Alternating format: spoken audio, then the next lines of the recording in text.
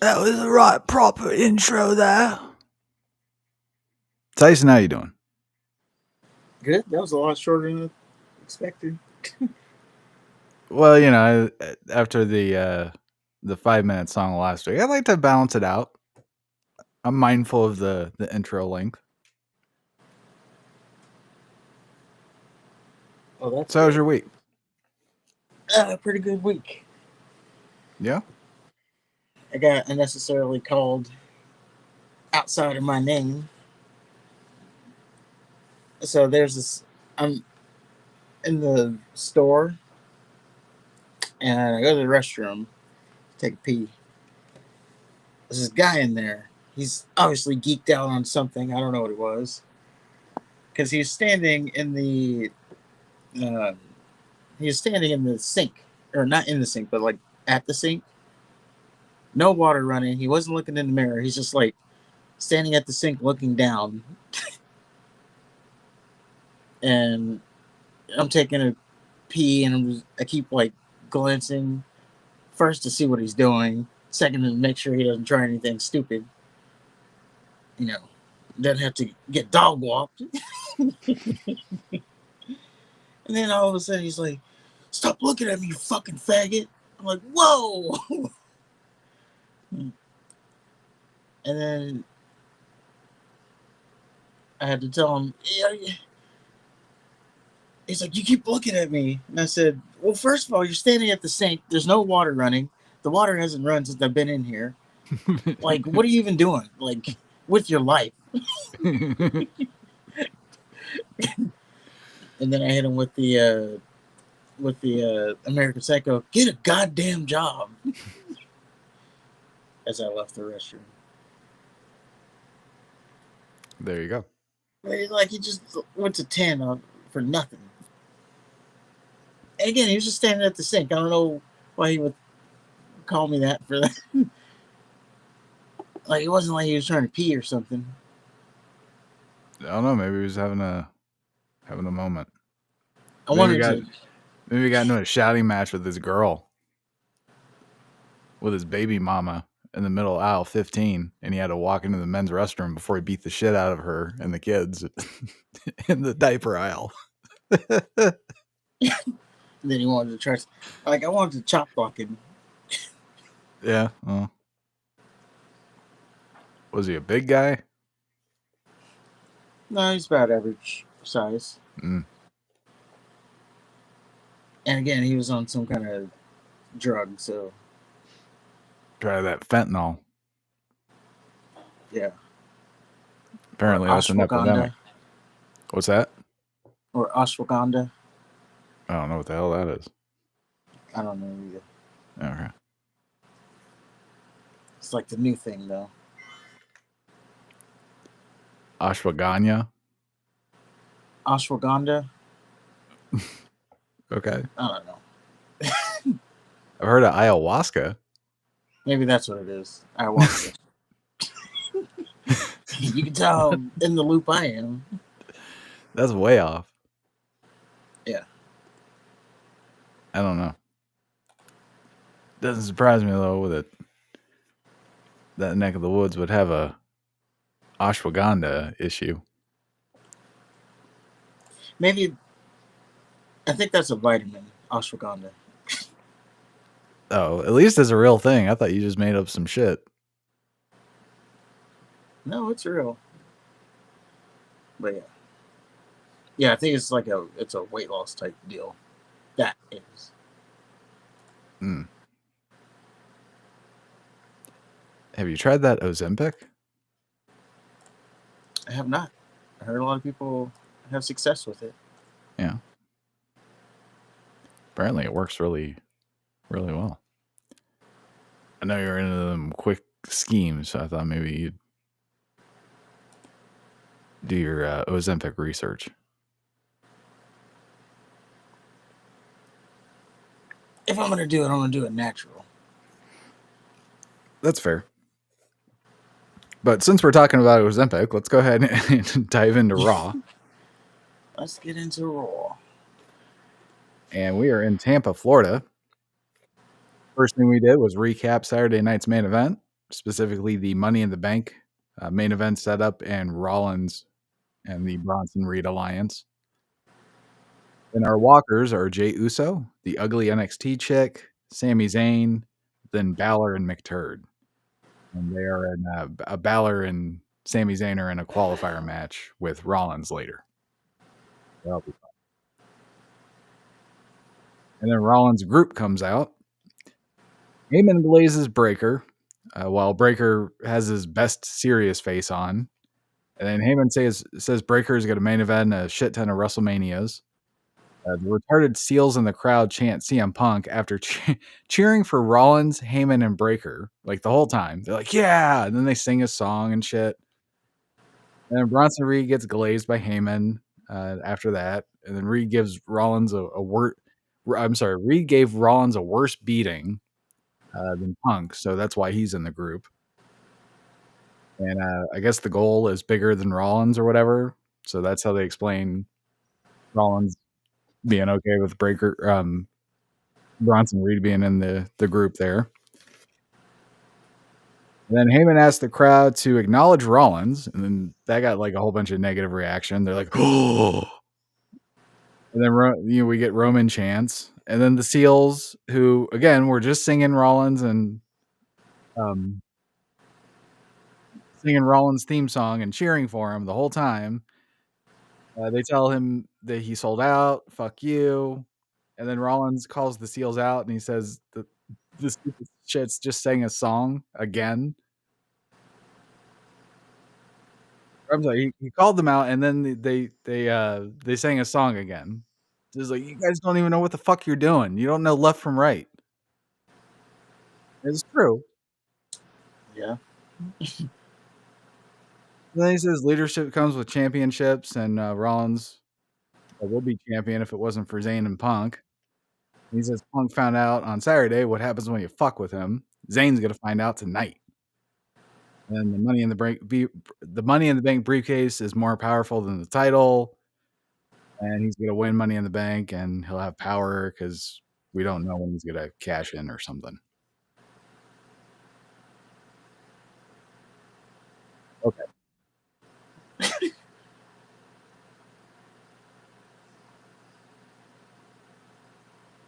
I did like the stupid crowd. You're such an embarrassment. How are you're gonna spend all that money for fucking front rows, Raw's tickets, They're astronomical prices, and you're just gonna fucking just not know what you're cheering. You don't know what the fuck you're watching. You don't know anything. Well, they're idiots. The crowd. Exactly. And then when people fucking watch it, like just normal people, they turn on wrestling and they see the crowd just not know what the fuck they're cheering. It's stupid. It's a bad representation on all wrestling fans. Well, SmackDown, it was even worse with them chanting, uh, "We want tables" during the qualifier matches. I didn't hear that. Yeah, they were chanting for tables. I did notice they muted it quite often. Yes. Oh, I forgot about that story. We need to add it. Don't worry, we'll fix that later. Forgot about that that story. We can dump more at me. Penta beat Gable and Dragon Lee. So it's a good thing Gable addressed his lucha problem. Gable also got into it with the Viking dude in the back. That would be Vikingo, who also is your new Triple I champion. So no more Alberto Del Rio's champion. Cool. So does that make that a title match between him and Gable? I don't know. No, that means Gable's gonna lose. Oh, I think he was going to lose either way. Gable. Hello. This does make it one step closer to Mass Gable getting the title, because he'll lose to Vikingo at Worlds Collide. Then they'll have a rematch, but Gable won't do it. Yeah, he'll have to face El Grande Americana. Or Americano. And they'll headbutt the Viking guy, and he'll be the champion. Yeah.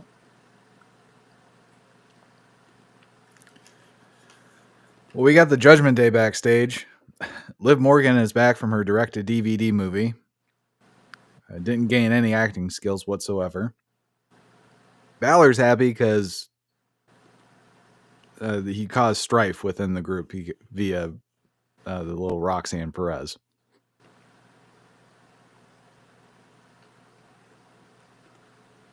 Yeah, so Roxanne, she gives Dom some more nuggets, and then she starts rubbing his shoulder, and then in walks Liv Morgan, and she catches all this, and then Finn Balor, his facial expressions are pretty priceless on all of it. Yeah, I guess. It's very, I don't know, man. Whenever they get on the screen, I just want to turn it off. That's fair. It's very soap opera. It's not even that. It's like high school, like young adult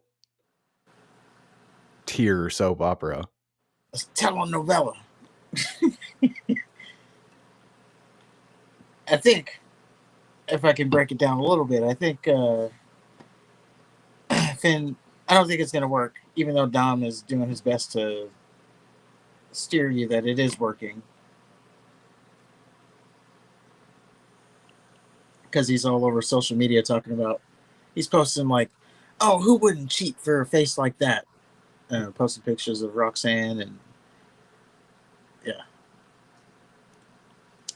It was very weird what Dom's doing, but I think it's all a scheme. They're going to turn on Balor. So we're going to have Balor, Roxanne, probably JD McDonough. And then we'll have Dom, Liv, Raquel, and Calito. For what? I don't know. Hey, but as we've learned, all it takes is 1 week, and now you can be taken seriously, like R-Truth. Is he taking? Oh, okay. I'm skipping ahead. Sorry. All right. Fair enough.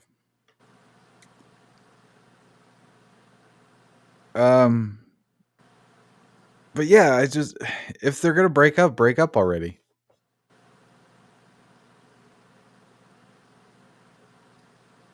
Well, we got time. They I gotta guess. they gotta let it play out. We had a nice Memorial Day video, and then appropriately after that, Tozawa lost to Rusev. And Tozawa started off hot. Rusev crushed the shit out of him, and he turned the Accolade into a chokehold after the match. And then Sheamus came out, and there's a big stare down, and Rusev left.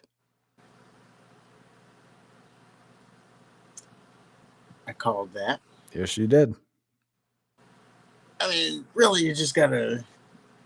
I mean, they were telling you already that that's where we were headed to, at some point at least.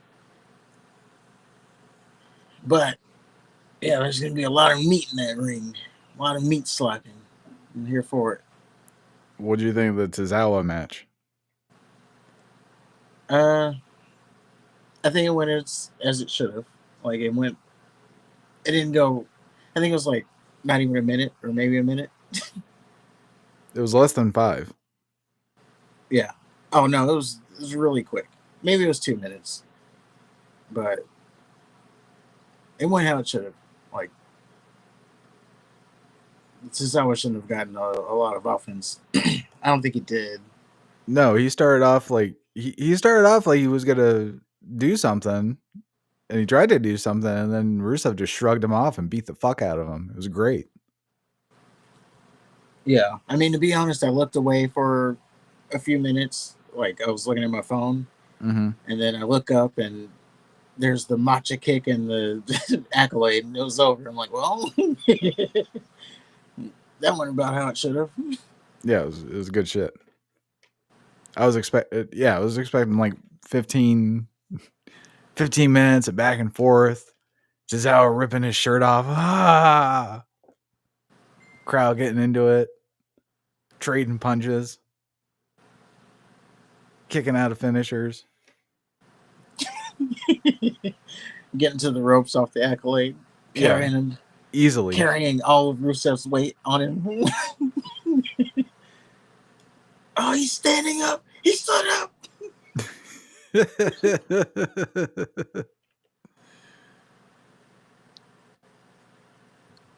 Well, then we get to Tom Segura and Burt Kreischer backstage, and they fucking suck. Then I know who the one guy is, only because he was just on TV Raw a couple weeks ago. I didn't know who the other guy was, nor do I care. oh well, okay, we'll just move on then. I do, but it's like we have Sami Zayn and Jey Uso backstage. Sami's pissed that he didn't attack Rollins' group earlier on site because that's the thing these days. They saw it on a movie once. They saw the first season of The Wire, so now they're using that lingo. And Jey Uso comes in and he tells Sami, I gotta teach you how to fight, son. That's not how you do it. You know, if you go in there, it'll be 4 against 1. That's not smart. You gotta listen to me because I'm a badass. And then Sami Zayn has to stop Rollins, and then Uso's gonna watch Sami's back.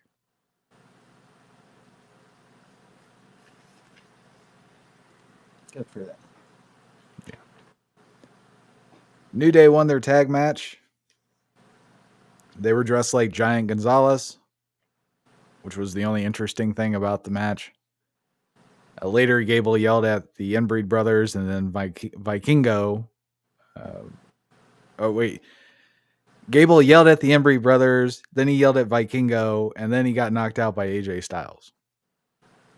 AJ says, if you ever come into my match again, I'll keep knocking you out.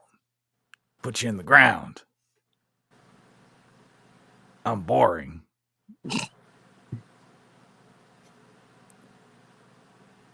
We get girls backstage. Kari Sane challenged Liv Morgan.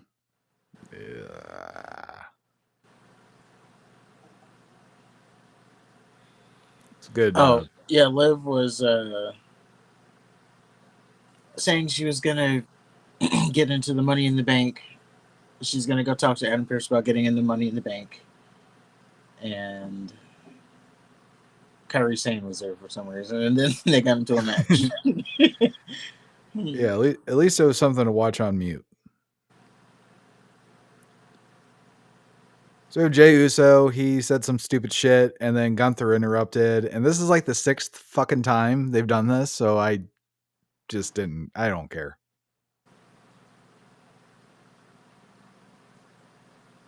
Well, what you missed here was, of course, 20 minutes of yeets, and the one more time, and then the restart the music and more yeeting, and then Gunther basically told Jey Uso he's not fit to be a champion, which I believe Logan Paul just told him. So there's that. Yeah. And then Jey Uso vowed to make Gunther tap out again.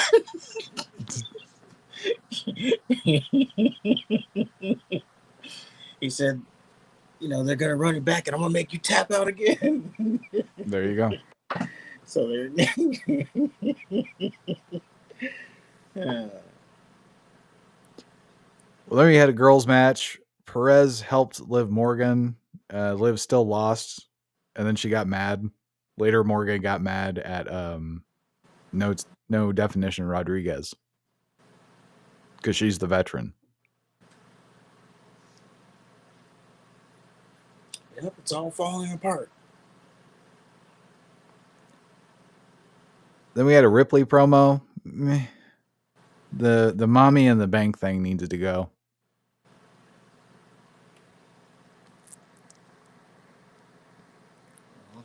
Let's see if she wins.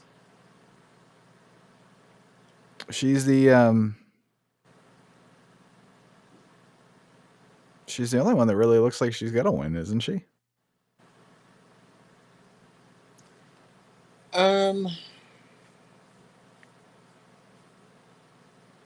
We can talk about it after SmackDown. Okay. We got some girl bullshit. The ugly NXT chick and Seth's husband are facing each other again at Money in the Bank. Yay. Yes. This was a weird stipulation match. The stipulation is if Becky loses, she'll never challenge for the IC title as long as Lyra is champion. And if Becky wins, then Lyra has to raise her hand. Which seems like is that even an even stipulation? Well, if she agreed to it. And of course, that just tells you that Becky's probably going to win. Yeah, of course. Well, that and the ugly NXT chick said that, oh, you've never beaten me. Yeah, there's that too. Crosstalk shit. She is getting a little interesting. I'll give her that. Lyra. She's getting interesting. She's treated a lot better than the U.S. champion. Don't get me started on this shit.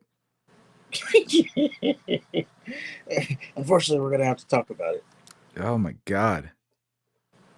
I'll give you that. At least somebody of the caliber of a Becky Lynch is going after the Intercontinental title. I don't give a shit about 1 second of it, or Becky Lynch, or the ugly NXT chick, but at least the important people are going after the title. That fucking US title is just a travesty. Yes.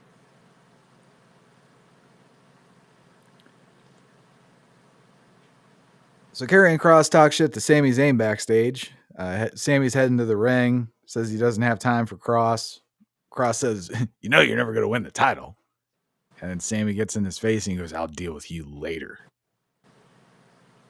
So we're still teasing a feud that Kross will probably never be in. And then Rollins won an overbooked qualifying match.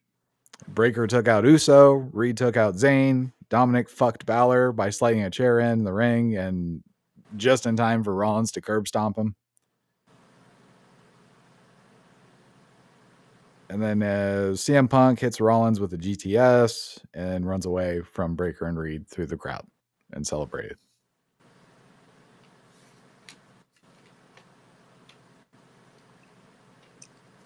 I don't think there was any surprises there. I thought Seth was always going to win it. So I will say, though, they have been doing a pretty good job of kind of, I mean, it's, when you think about it, it's predictable, but like in the moment, it's like, you didn't see that coming.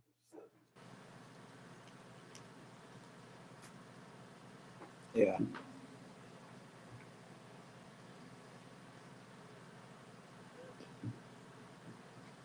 But that was Raw. I still don't understand the motivation. I mean, I understand the motivation for Rollins' group. I just don't understand why they need to be a team for him to. They're supposed to be different and like more important than any other faction. That's what they fucking said right off the bat, and they're just there. Well, we just gotta give them time. I don't know. Okay. WWE's not creative. That's what it is. Not anymore.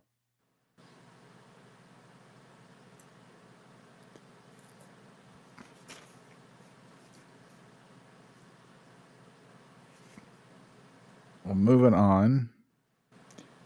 SmackDown. It was slightly better, I will say. We are in Knoxville, Tennessee. And it's another Saturday night's main event recap because they're lazy. Specifically, the Cody Cena shit. And our walkers are Cody, the man himself. He and Cena have some more talking to do later. So there's that. Then we get Bianca Belair. And then she came to the ring. Naomi, Jade, and Nia Jax were also there.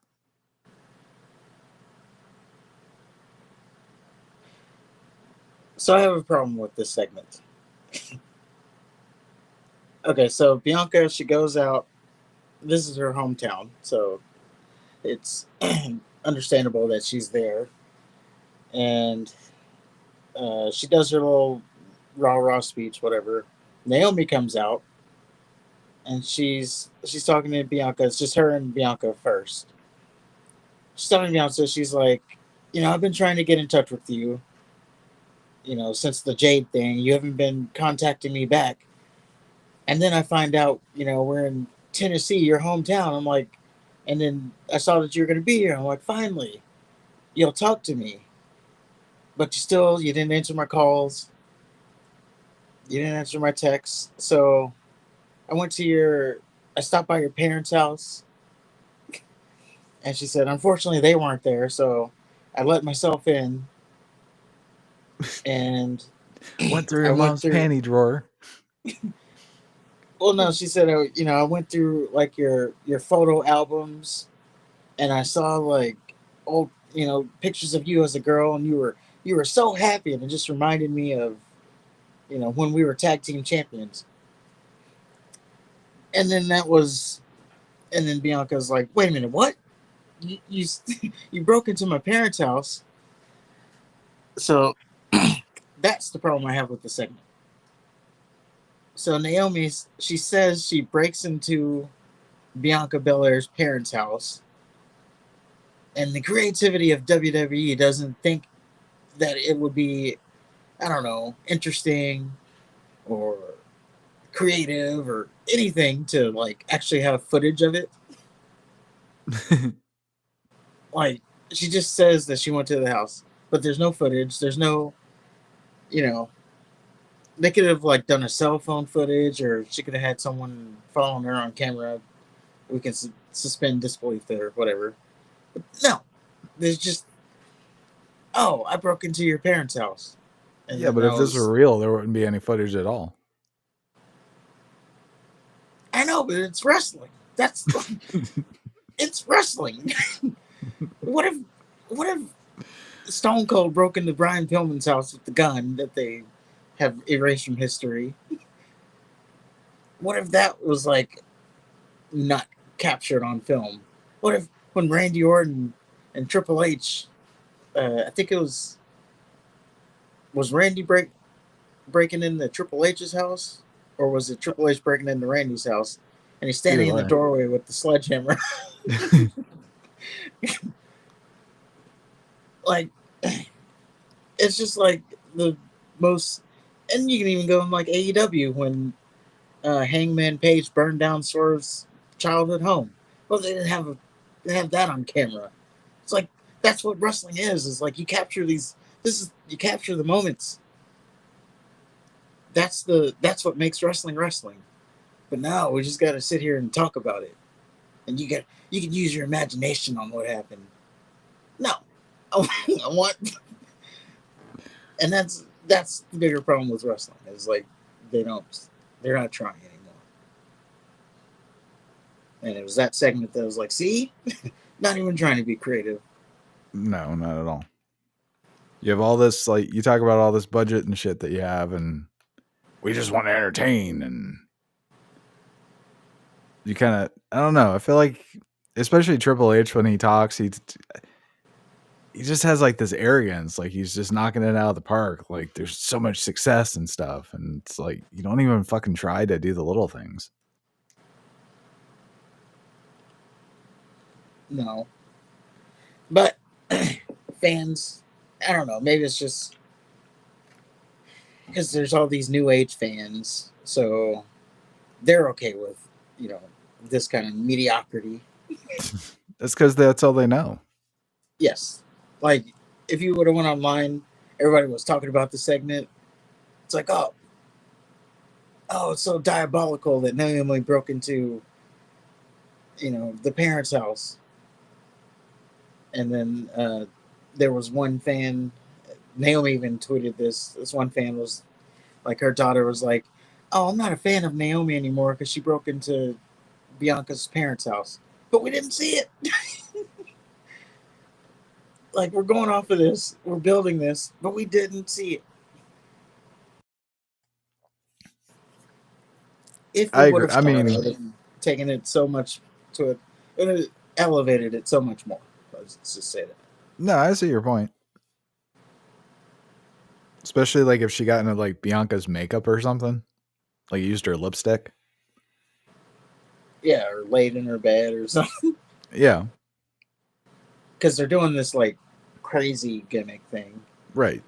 So yeah, if she like tried on her clothes.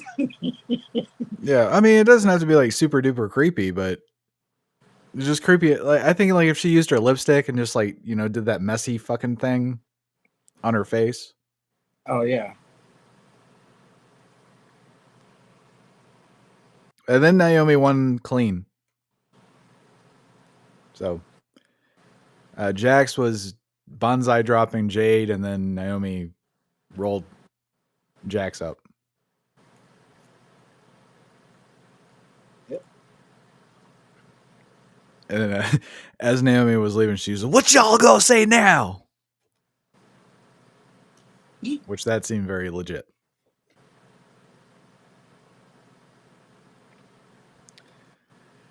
So we get the Samoans and Jeff Cobb. They run into R-Truth, who's talking to little Jimmy now. And Solo talks a little shit. R-Truth calls Jeff Cobb Solo's son.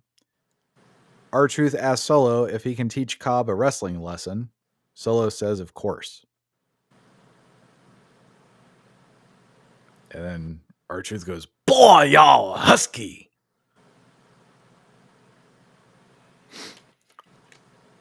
And then of course Jacob Fatu had to get in his. Yeah, what I mean. Oh, yeah. Well, yeah. R-Truth goes to talk to Aldous. Fatu tells him, "Well, y'all can have your fun, but let's keep it 100. I got my own business to handle. You know what I mean?" Yeah, he had to get his catchphrases in there. It was funny, too, because the whole time he wasn't saying shit. He was just staring daggers at everybody. Yeah. Just making sure his hood was properly lowered. That was his role. So we get some more girl bullshit. Chelsea's Chelsea and her future budget cuts are still feuding with Selena Vega. Then we get a girl interview. Naomi and Alexa Bliss told Stratton they're coming after her if they. Oh, yeah. So Stratton's like, oh yeah, I won Money in the Bank. I'm not worried about it. I'm excited to see who's gonna win. Naomi comes in. I'm gonna cash in when I want, who I want. You better watch your ass. And then Alexa Bliss comes in, and she she comes up to Tiffany Stratton's shoulders. She's looking up. Stratton has to slightly slouch just to make eye contact with Alexa Bliss. And Alexa Bliss goes, you don't need to worry about who's winning Money in the Bank. You need to worry about me winning Money in the Bank. I'm like, bitch, why would anybody be scared of you winning Money in the Bank?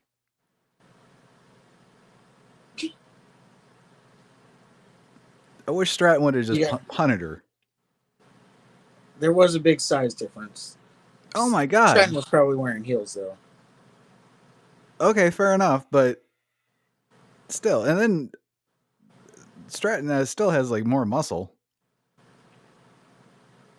Yeah, but you can't 5 feet of fury that Alexa Bliss. You can't put it past her to 5 feet of nothing. Figure it out. She's ancient, remember? She beat Nia Jax, remember? She's got osteoporosis. Who hasn't beat Nia Jax? Well, I don't remember if she beat her or not. Remember she was bullying Nia Jax and then for the WrestleMania match and then. Oh yeah, Nia Jax beat her. Oh. Well, she hung with her. Nia Jax overcame the monster Alexa Bliss. Yes. Great babyface comeback there. I don't know how she did it. She barely eked it out. So we got a Worlds Collide showcase. There's a Fatal 4-Way. I guess Ethan Page is the champion or something. Oh. Yes, oh. Ethan Page won the title from Ricky Starks, or Ricky Saints as he is now known, who, as the rumor mill goes, is on his way to the main roster, which is really why he lost, along with Stephanie Vaquer, and Jordan Grace, also main roster bound. Vaquer is going to Raw. It's already announced. Jordan Grace is going to SmackDown. And we don't know where. Who did I say? Oh, Saints. We don't know where he's going yet. Evolve. Is that what it is? The 2B show? Yeah. Okay. I think he's. It was a joke. I mean, he might make a good. If Seth's groups add. If the group adds a fourth person, he might make a good fourth person. Okay. Yeah, I can see that. Like the brash, young, cocky.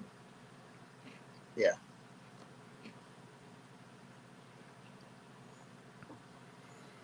Ray Phoenix, Javon Evans, and there's somebody else in it.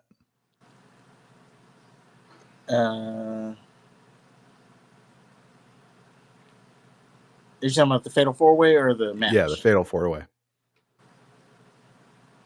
Laredo Kid or something like that? Is that right? And Ethan Page. Yeah. That's for his title.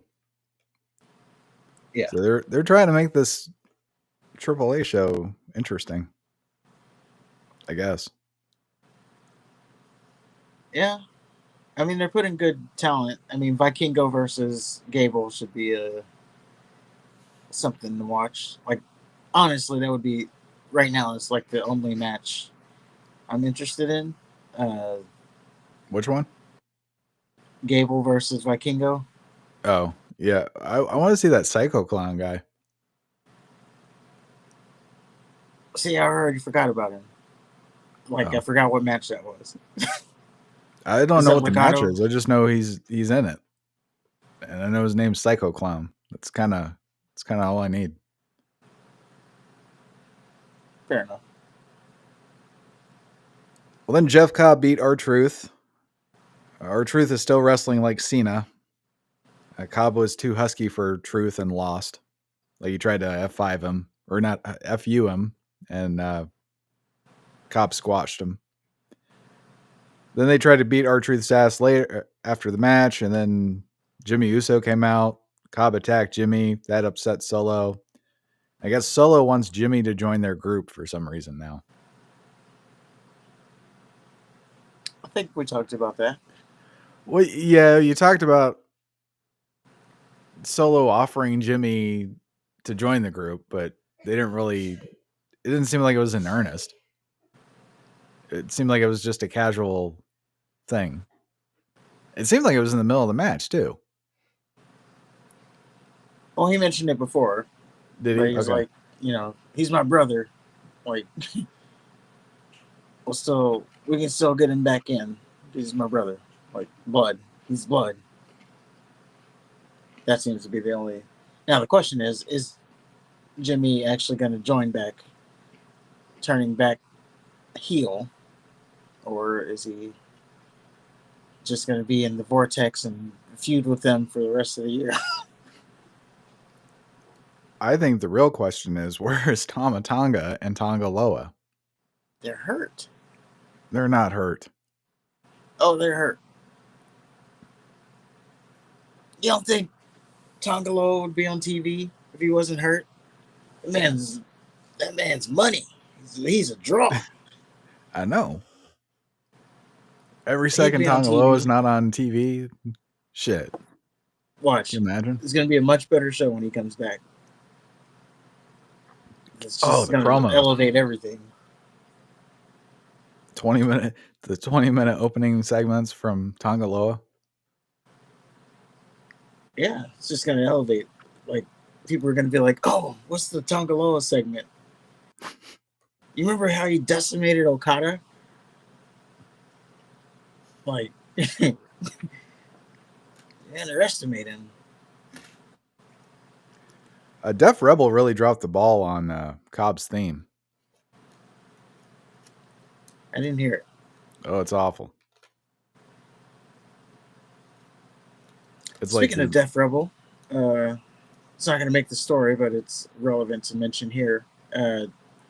Metro Boomin, he put out a tweet that seems to be gaining a lot of attention, but he offered to make music for WWE. So there you go. And now he didn't say it. He said he would love to make music for the superstars, this being Metro Boomin. He didn't say, like, that tweet didn't mention that he was going to do it for free or anything. Like, if he was really about it, he would have said, I'll do it for free. He's a businessman first. Let's not get crazy. Who's Metro Boomin? He's a rapper. He was the one that was sitting in the car with Cody for that one pay-per-view. Oh, so he probably does shit. I don't know. I heard a song that I kind of liked from him. Well, it wasn't his song, but he was in it. I don't know if that counts. Metro Boomin. See, this is the shitty part about not being able to play shit. Like, because I could pull up the video I'm playing right now. So it doesn't seem like I'm just...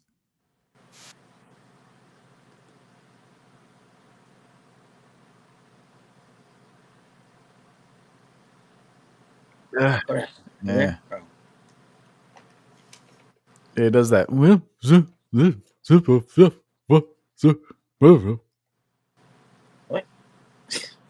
That's how it sounds. What song are you listening to? It's Metro Boomin and Future. So maybe I was listening to Future on that part. Is it like that? What's that? Is it like that? Is that the name of the song? Superhero. Like that? Oh. Well, there's a song like that. I like that one. But it's also Future and Metro and Kendrick Lamar. Oh well, shit. Kendrick Lamar is not going to be in anything bad. It was just funny that Kendrick Lamar, a beef with Drake, has now turned him into like a household name, pretty much. It made him. It made his career a little beef with Drake. He was a nobody before then. Now he's like somebody. No, It's the power of Drake. that's not good at all. Yeah. Obviously, yeah. Kendrick's part is the most played part of this song.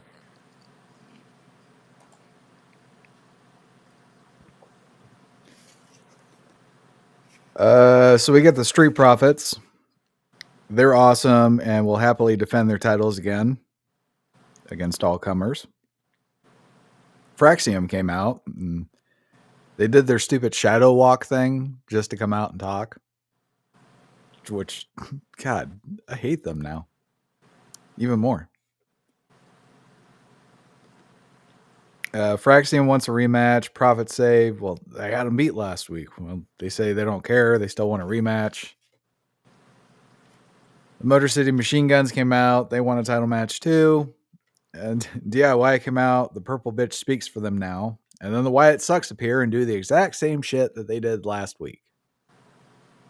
Up to Nikki Cross diving on the Purple Bitch. Bray Wyatt.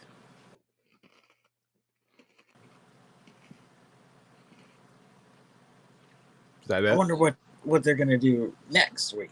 Probably do the same thing. And again, it doesn't even it doesn't matter. It does matter. Whatever they do is great because Bray Wyatt. That's it. Oh, fuck you. That's it. Don't look too far into it. That's the reason. Like, we're not sugarcoating anything here. That's the reason it's good. The Evil Mexicans won a match. Ray Phoenix and Javon Evans were the other team. Ethan Page was there. He cost them the match.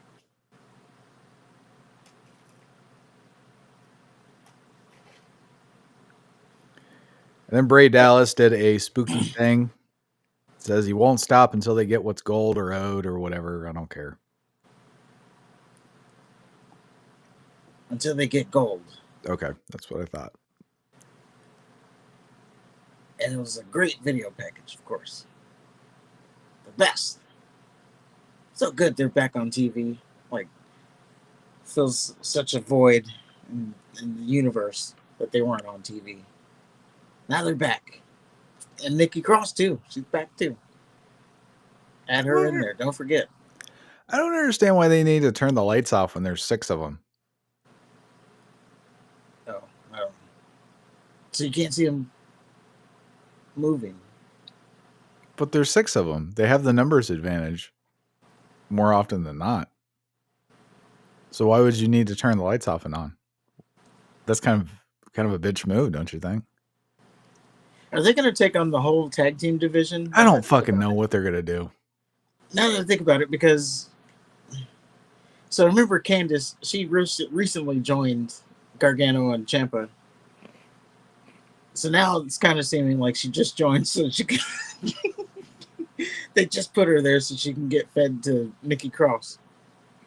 So, yeah. Are they going to, like... And you said, and there's 6 of them, so it's like they take on the tag team division. So there's, I don't know. I don't either.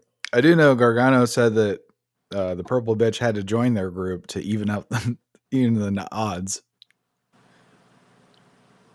Yeah, see? Like, you guys keep fucking us, so we had to we had to get this little tiny girl. It's fucking stupid.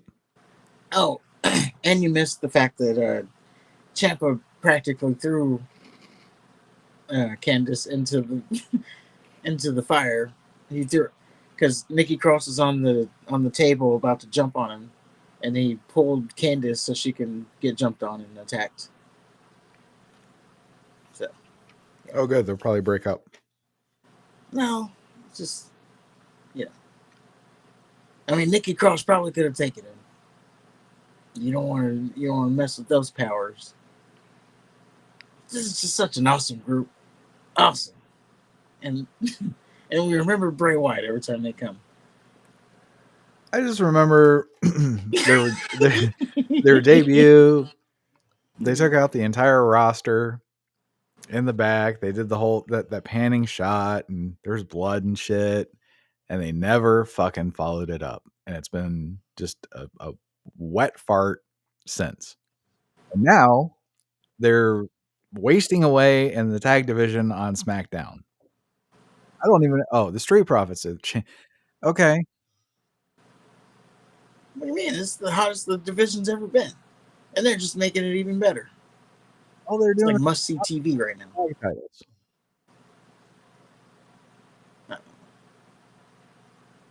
They're great. That's all. How do they taste? What? How do they taste? Great. Yeah. Okay. I would play 5 minutes in heaven with that Nikki Cross. Well, we get a girls match. Looks like Vega cried after she won again. Oh boy. This match. You know, it was so bad. And when I say bad, I'm not talking about the wrestling. I'm talking about just the fact that I don't know. Zelina Vega needs to lose that title immediately. It's over. The experiment of Zelina Vega is over.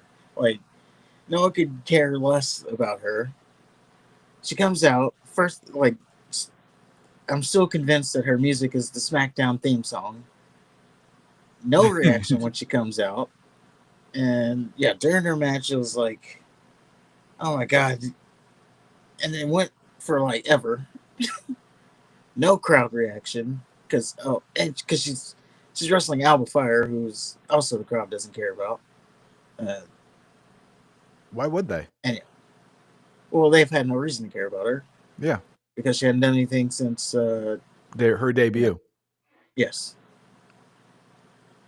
So yeah, that's we knew that was going to happen because yeah, she hasn't been able to do anything yet.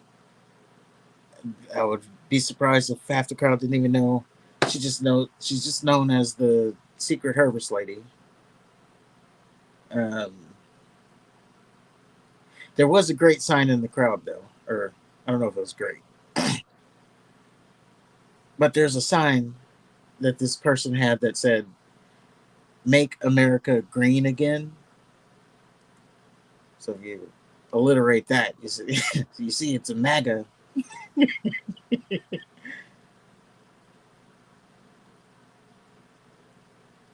And they didn't take it down either. No. But aside from that, yeah, this Zelina Vega. I get it. I get it. I get it. You, you. She's been there 7 years, and you know we talk about like Electra Lopez talking about she never got a chance, and here we are with Zelina Vega 7 years later, still trying to experiment. Like she's just not. It's not a ring thing for her. Like she's much better on the microphone than she is in the ring. And again, it's not about her being a bad wrestler, just boring. It's just something that she just can't get the crowd behind her. I think making it look like you cry after every match. I think that's just her face. Well, they're doing the whole she's an underdog thing. which also isn't helping her. But she's 5 foot feet. She's she's 5 foot, so or even if that. Well, how many So they times have to does be. she win before you stop calling her an underdog? I guess they're never going to stop.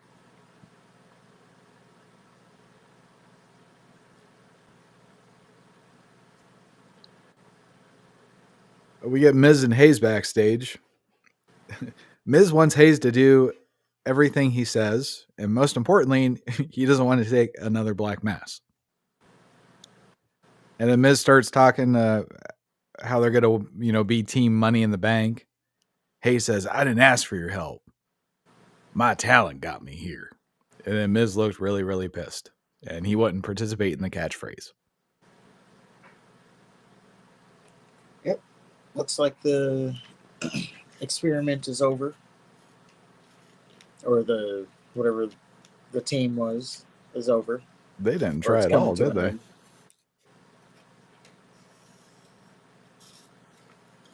Didn't give him an opportunity at all.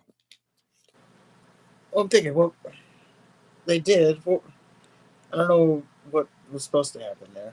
We didn't go for the tag titles. I don't know. Oh,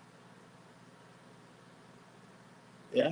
That's usually how it goes. They win the tag titles, then one of them loses the tag titles, and they get pissed off at each other, and then they feud.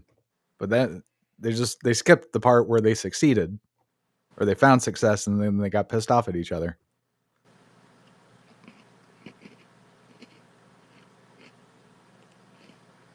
Well, maybe there's more to it then.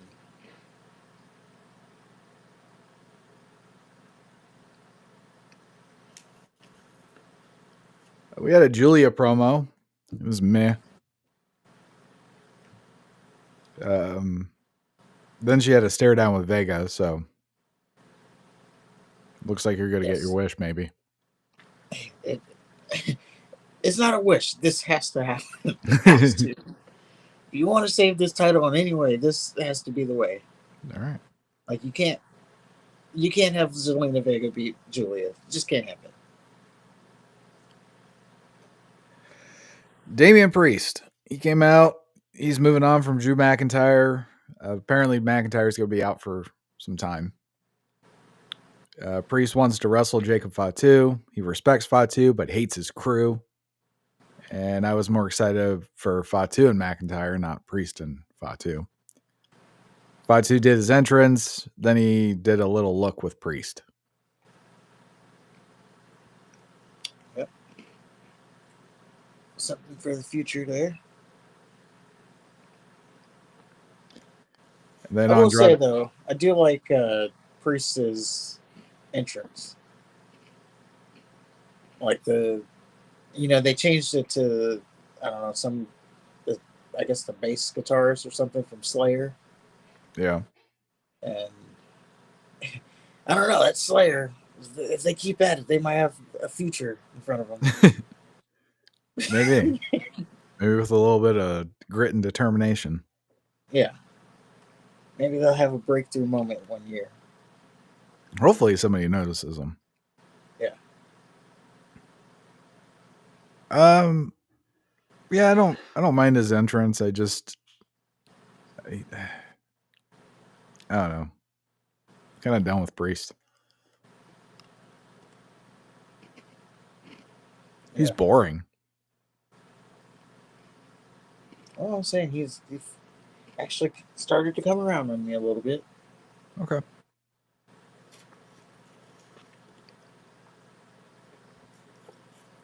Andrade won the qualifier. Solo ended up fucking Fatu. Later, Fatu's really pissed off. Tells Solo for the last time to stop fucking helping. Yeah. Which is really interesting because Fatu's thing is, I'm all gas, no brakes, right? Yeah. So Solo gets on the apron and tells him to get another moonsault in. And instead of just automatically going for the moonsault, he stops. He's like, "What are you talking about?" That's because he had the match won at that point. Well, those were breaks I saw. But I like the fact that yeah, Solo he gets on the so he hits the moonsault, mighty moonsault, and then Solo gets up there. He's like, "Do it again," and he's like, "Do it again." First of all, that's Jay's thing, but and then he does like the headbang thing. He's like, "And what it again?" And then he yells roast. He's like, he's so unserious. Yeah. He's like he's like a tougher R-Truth. Yeah. If he won more matches, he'd be something to watch. Yeah. But yeah, they're still teasing that little thing. And then we got LA Knight. He says he's winning Money in the Bank. Aleister Black interrupted. Tells Knight you're welcome because he stole Black's win last week.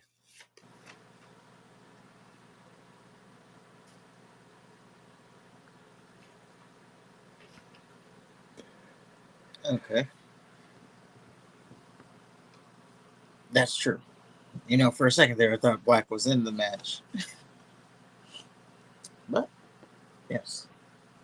So I guess they're gonna have a maybe they'll have a feud. Probably, I would suspect so. Yeah, because Black has an issue now. Well, sort of, because Black hit the Black Mass, and then LA Knight threw him out of the ring and stole the pin. So I can see where he would have the gripe. Yeah. Yeah. So I think he'll have a maybe they'll have a feud. It'll give him something to do. Yeah. Well, then we get Cody Rhodes. Cody wanted. Excuse me. Cody wanted to know if he's a good champion, and then he listed off his feuds. Cena's name got the biggest reaction. Shoehorn Dwayne just got half-ass boos. It's like they didn't even care to boo him. They're so done with him. Cody says he's hesitated at WrestleMania 41, and if Cena ruins wrestling, he's partially to blame, but he promises he's never going to hesitate again. Cody's going to burn Cena's ass up. He does a gay yeet joke, and then Jey Uso comes out. I skipped to Cena coming out. Cena says Cody and Jey Uso are Cena wannabes. They'll never reach his fame because Jay's too lazy and Cody's too desperate. Then Logan Paul came out next. Cody asks if Paul and Cena are going to suck each other's dicks. Brawl ensued. Good guys stand tall.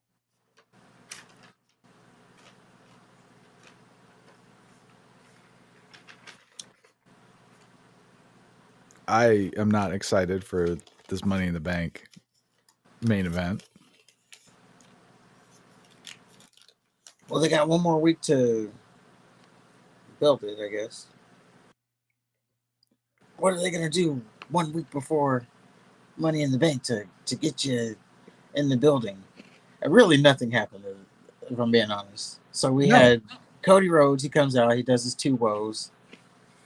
Recaps his whole championship run.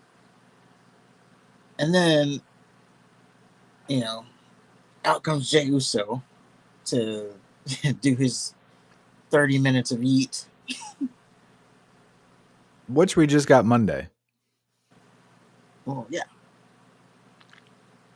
Now, how this played out on TV, or like on cable, if you know, still watch it on cable. Cody Rhodes comes out, commercial. He does his woes thing, you know. And then he says he's got a surprise. Jey Uso comes out, does the yeet all the way down to the ring, gets in the ring, go to another commercial. We come back from the commercial. Jey Uso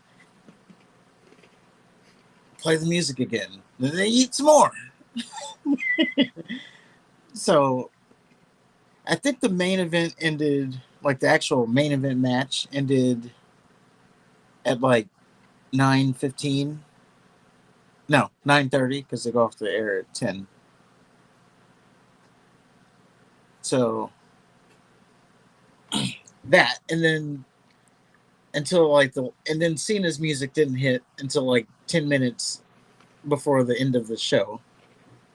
And then by the time Logan Paul gets in the ring, there's like 5 minutes left in the show. So that's that's how I play it out on TV. There's 5 minutes by the time Logan Paul got in the ring.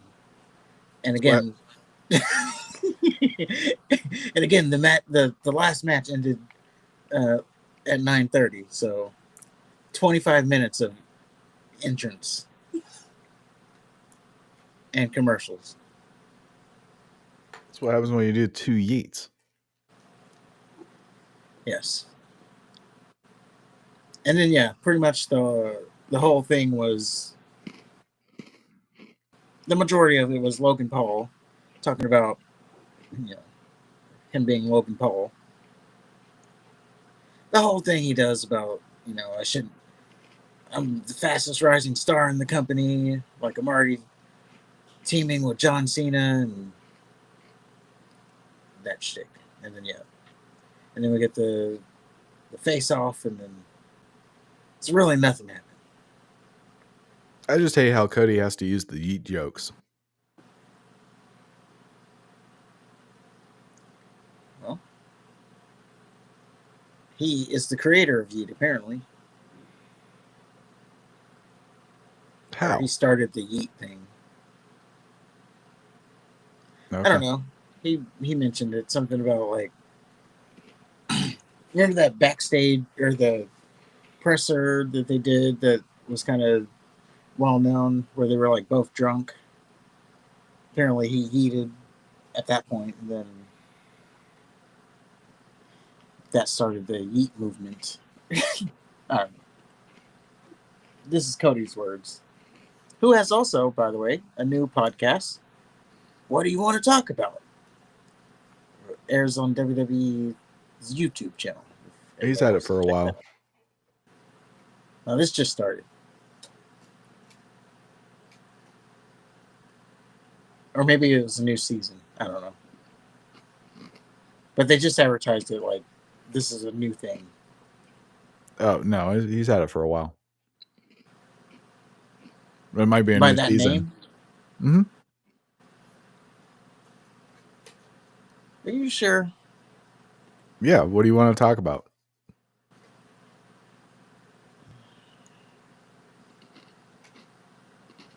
I think it was named something. Maybe it was presented by someone differently. Maybe. Because I do know he had a podcast, and he would interview people on his bus, but I don't know if that was the name of it. Let's look it up. Chat, is anybody here? No, that's what I'm doing. What do you want to talk about? Oh, Randy Orton, Bianca Belair, The Miz.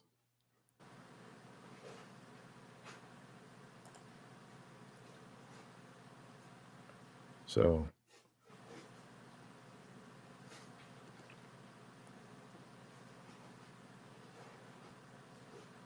yeah, I don't know. So it says here, this is from April 15th. WWE and Fanatics today announced the launch of What Do You Want to Talk About, hosted by Cody Rhodes, a podcast sponsored by American Wheatley Vodka. The first episode will debut later this month. New episodes launching every other week.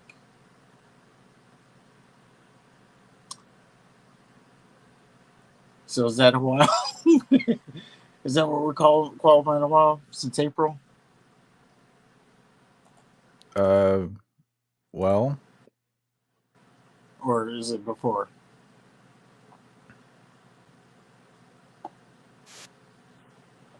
this show was 9 months ago. It's Randy Orton.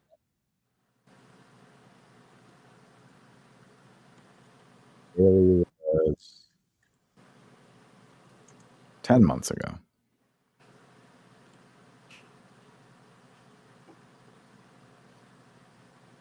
So I don't know. I do know that he has a podcast called What Do You Want to Talk About? I'm telling you. I'm telling you. I'm telling you, on their official WWE page, as of April 15th of this year, I see it. I'm looking. There's a what do you want to talk about full episode, and it's him and Randy Orton, and this is from August 15th, 2024. But what I'm telling you is on their official page, WWE's page, April of this year, they said Cody Rhodes is starting a podcast.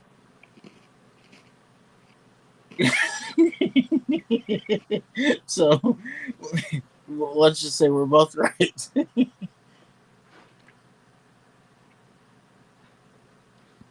Okay.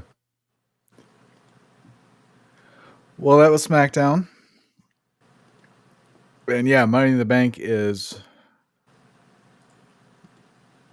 what, next week? Next Saturday. Quick build. No build.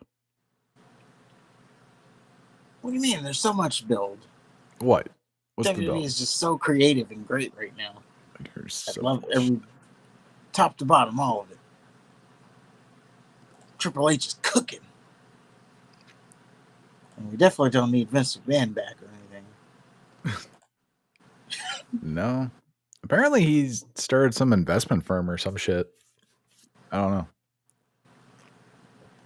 Yeah. It's that media company, and they're called 14 and 1 is the name of it, which I don't even know what that means.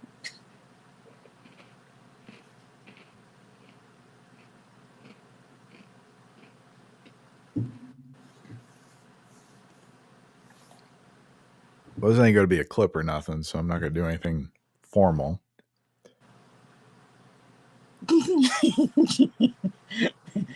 Okay. What? You said it's not going to be a clip? No. Our predictions don't do so well. Our modern shit doesn't do so well. Our shit in general doesn't do great, but it's hit or miss. Like, yeah, it's just hit or miss. We are down a lot right now. But you should dispute that one claim for that Pat McAfee shit. Old bitch ass. Oh. Is that what it was? I believe so. I didn't look. I saw the claim. It was like, that's so far in the past. I mean, I'm so far. We're on to we got new videos now. Obviously, it wasn't Pat McAfee that did it. Where's it at? I'm going to try to find it real quick here. Is it even worth talking about the Money in the Bank matches? Because they're not even set yet.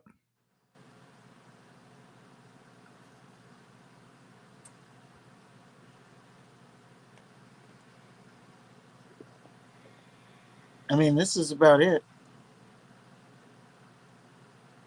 There's going to be one more person added For each one. There's probably going to be one more match. Maybe. I guess we can skip it. We'll put out something. We'll put it out somewhere else for no one to look at it. There's nothing to watch.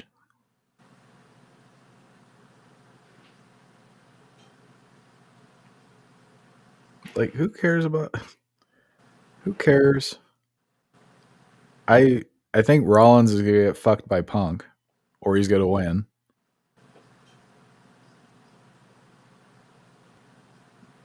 I'm pretty sure it's going to be Ripley here. If it's Perez, then kiss the women's division goodbye. You sure have it out for her. She's so fucking tiny. So is everybody. I know. I know. I point it out all the time. She's especially tiny. She has to kneel down to get under the bottom rope.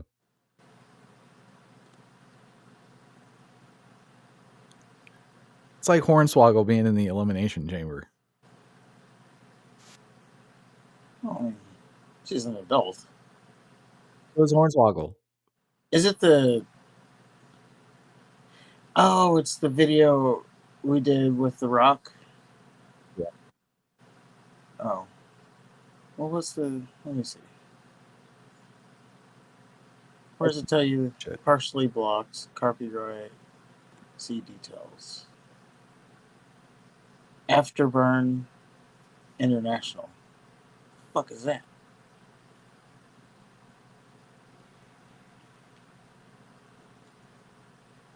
See, it wasn't the McAfee show, unless they handle that. I'm sure they do. I'm sure that's Pat McAfee's personal little flagging company.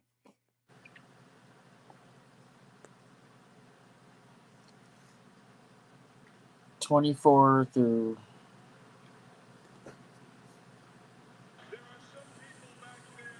Oh. Oh, that's some bitch ass shit right there.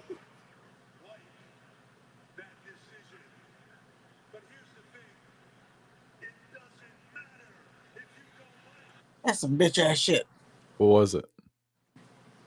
So it wasn't the McAfee part. It was the part that I played later of Triple H talking about it. It doesn't matter what you think. Oh, that is some So bitch shit. That little tiny it's clip? it is, and it's that age old thing of they clipped something else and they copyrighted us for something that's not even theirs. Ugh. Well, it's a good thing we're not monetized. What it says it's partially blocked. Is it like Russia or some shit? Uh, yes. Okay. They hate us.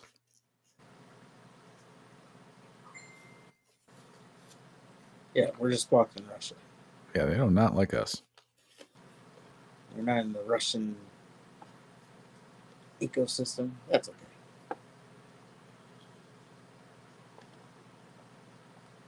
But yeah, that's not even there. Here we go again.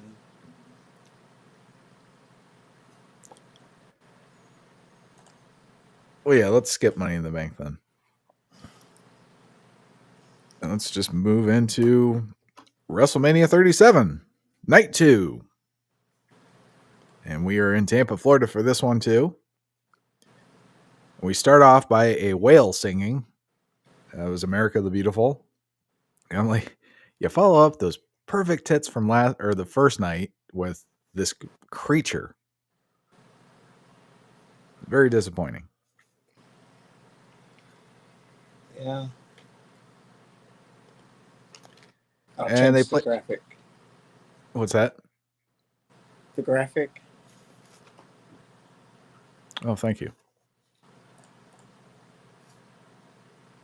I did change it. Just not. Thank you for that.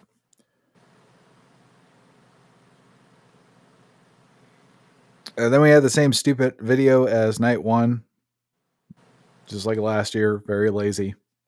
And then Titus O'Neil and Hulk Hogan opened. They were dressed like pirates.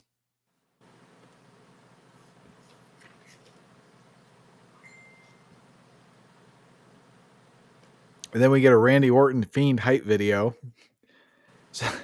So Randy Orton set the Fiend on fire. Alexa Bliss is involved. Fiend came back looking like Freddy Krueger. Orton fights the Fiend. Alexa Bliss is still involved.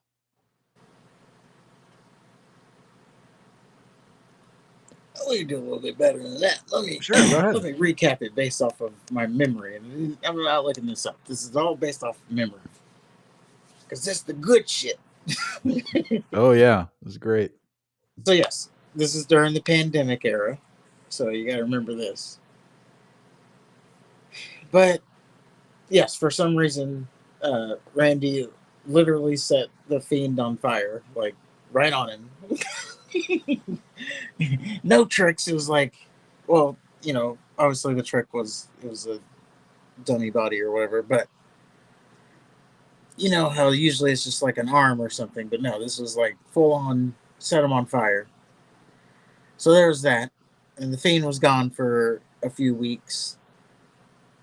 In his absence, Alexa Bliss was by herself, and she basically does a seance to bring him back. Which at some point she's sitting in a pentagram and with candles and you know, saying this ritual to bring him back. Finally, she brings him back. Uh, well, before she brings him back, she challenges Randy Orton to a match. During said match, remember when I made the reference like it's much more believable for her to be doing magic? Well, that's the reference to that.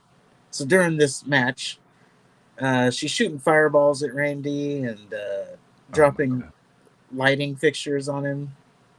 Well, not actually dropping it on him, but she makes the lighting fixture fall, and if Was he this didn't the move, one it would hit where him. he charged at her and then like she moved out of the way and it's like, oh, she teleported. She's so spooky. So yes, Okay. This is fucking lame. and she actually beat Randy Orton because the Fiend comes back. Yes, looking like Freddy Krueger. I'm sorry, Jason Voorhees, and he's like, "This is the the new Reborn Fiend." But it was all great. I tells you, Mm-hmm. Well, then that this leads was us the. to.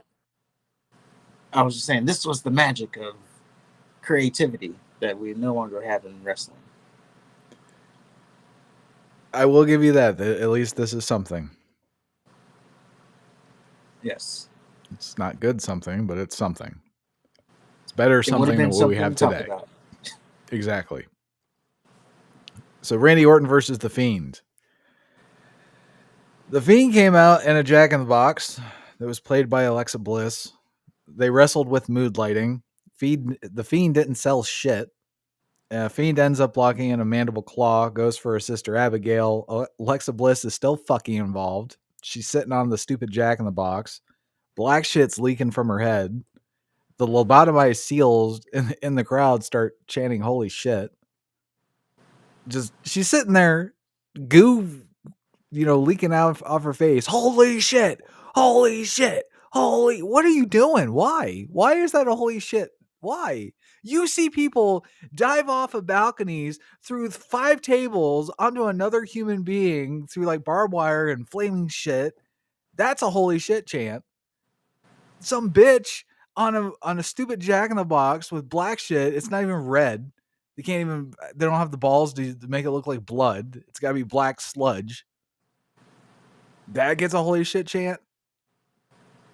Oh, I forgot to also point out during this whole thing. Uh, Alexa Bliss put a spell on Randy Orton at some point and made him like spit up black goo. So that's why it was black goo, because that was on brand with this whole thing. And yes, the crowd was chanting "Holy shit!" because at this point we didn't know what the hell was happening. Stupid is what was happening.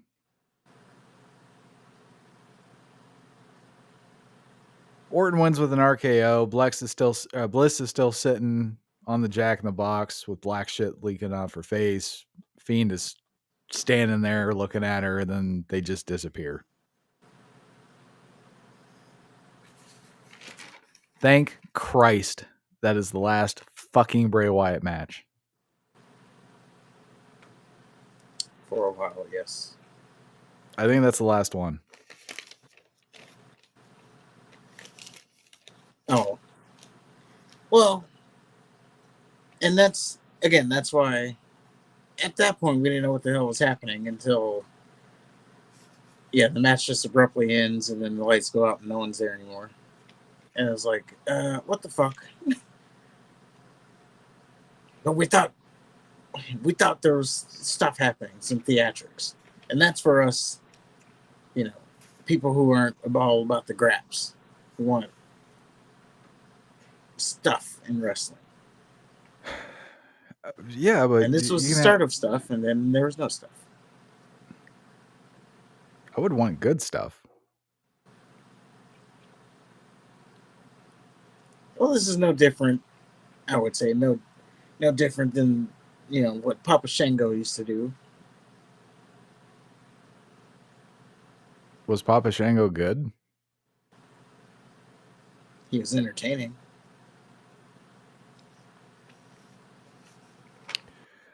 I don't think Bray Wyatt was entertaining, but whatever. We have Titus O'Neil, Hulk Hogan, and Eric Bischoff backstage. Bailey killed another segment. Hogan and O'Neil were still dressed like pirates for some reason. It was all just a vehicle for Bischoff to pimp his podcast. 83 weeks. And then we got a girls' match. Baszler choked out Natalya.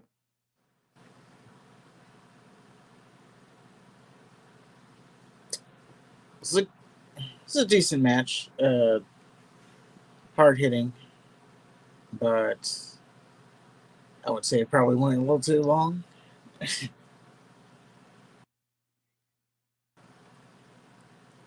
But that's it. But it was a good match. Or like, given the circumstances, it was a good match.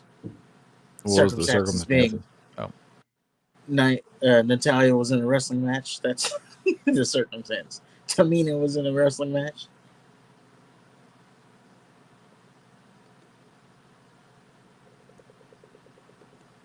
What's wrong with Tamina? She's as boring as Zelina Vega. Yeah. Maybe more. They would have. Oh my God, if they were in a wrestling match together. Maybe that's who trained her. That might be the most boring match in history. Charisma vacuums, they both are. We have Sami Zayn and Kevin Owens hype video. Zayn is going insane. Owens and Zayn fight. Logan Paul is involved, just like Alexa Bliss. Zayn invites Logan Paul to WrestleMania. Owens and Zayn have a match scheduled.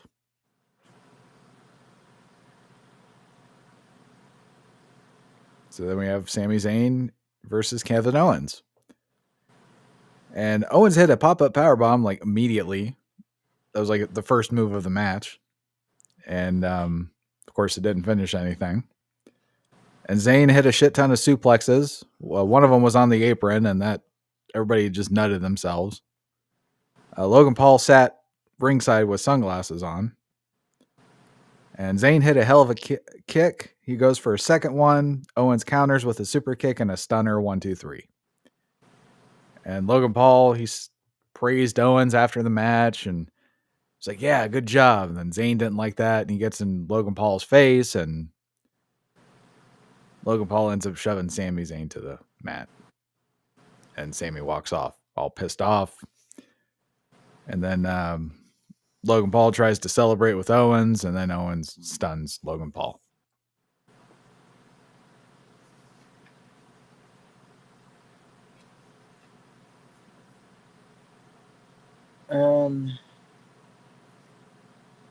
Match-wise, it was pretty good between them two. I mean,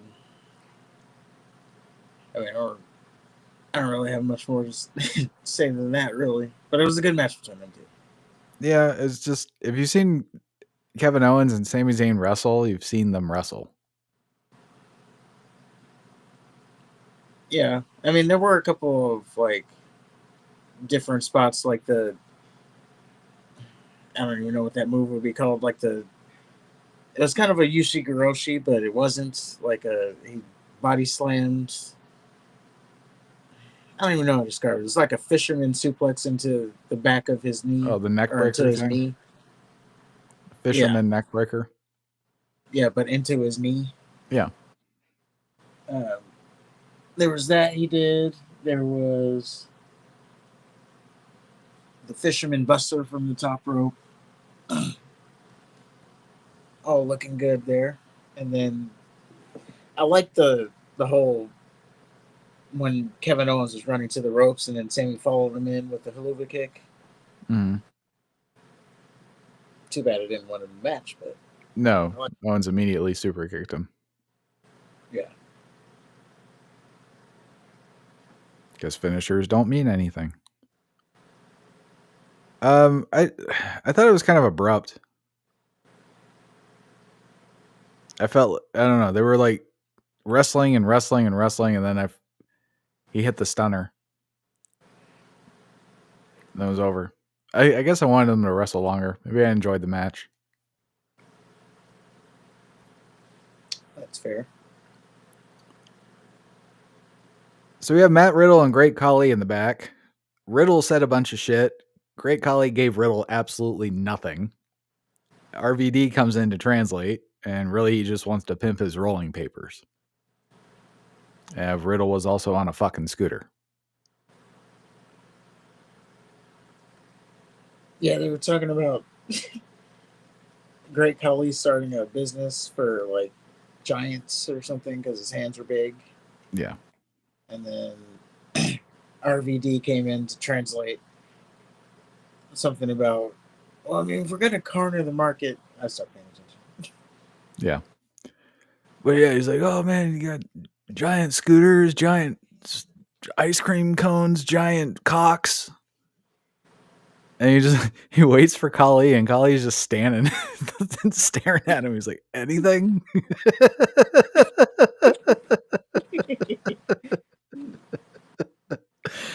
But I will say this, though. RVD and Matt Riddle probably had a time after Probably. WrestleMania. They're probably still high from that night. Can you imagine, like, them and Snoop Dogg in the same room? Jesus. Yeah. Be high for the rest of the year. Well, then we have Sheamus versus Matt Riddle for the U.S. title. And they just beat the fuck out of each other. Riddle hit a flipping belly-to-belly suplex from the top rope, which I thought was really cool. And then he trolled Goldberg and did a jackhammer. Well, he took 2 attempts to do it, but he did one. And Sheamus tried to win with Alabama Slam, which just melted my heart. Just a good old-fashioned Alabama Slam. And one for the pin. It's beautiful. Riddle did submissions. Sheamus beat Riddle's ass more. Sheamus fucked up the white noise from the top rope, and he goes for a brogue kick. Riddle countered with a springboard moonsault, or I'm sorry, he countered the brogue kick. He goes for a springboard moonsault, and then Sheamus hit a brogue kick like in the middle of the moonsault and got the 1, 2, 3. And Sheamus left Riddle bleeding. I miss Riddle's matches. I do not miss his fucking talking.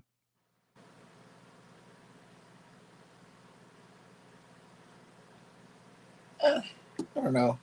Couldn't take him serious. Towards the end there, he was a little bit much with all the when he was with Randy Orton and he was always Randy. But I don't know. It was always I don't know. He was a good laugh. You just couldn't take him serious. Like I remember one time he was cutting a promo with Oscar, and then like literally in the middle of the promo, he's like, "I forgot what I was saying," and just left. Yeah. But his matches are really good. Yeah.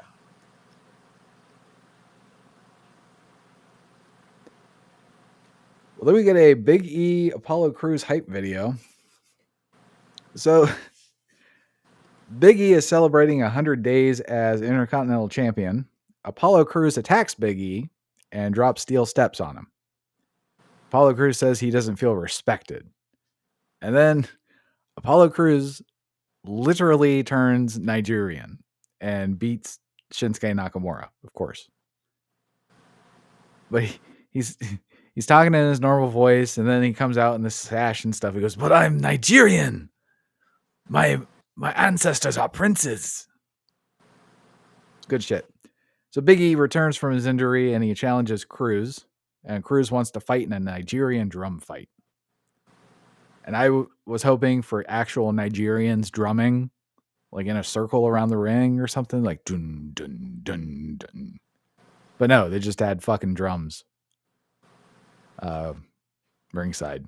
And I don't even think they touched the drums. I don't even think they threw anybody into the drums. Yeah, they kind of did depict it like it was about to be like they're just about to be wrestling in a circle of Nigerians drumming. That's what I wanted. Some fucking fire, like torches and men in the grass skirts with the fucking bones in their noses. Just dun dun dun dun. And then as the wrestling intensifies, so does their drumming. Yeah. Have the fucking the girls dancing with the floppy tits. Oh, she's possessed by the devil. Just yeah, just like dancing away. Oh man. See that missed an opportunity there.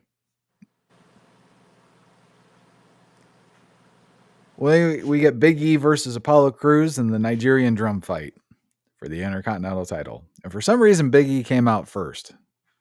I don't know why. But this is no count out. No, or whoever that was. what's that? I said because he had Wale or whoever that was. Wale couldn't have done it second. Well, you know when they do the musical entrance, that's always first. Okay, I'll take your word for it. So no count out, no disqualification, anything goes. The only way to win is by pinfall or submission. And yeah, like you said, Wale did Big E's theme live. And they started off beating each other with kendo sticks. And then Cruz does a Death Valley driver on the apron.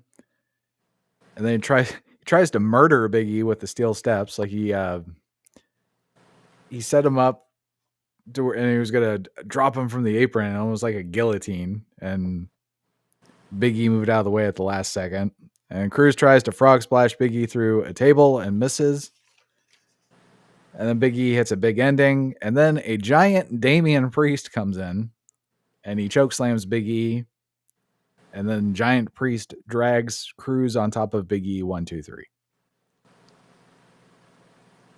It's like Big E. It's like Damian Priest retarded cousin or something.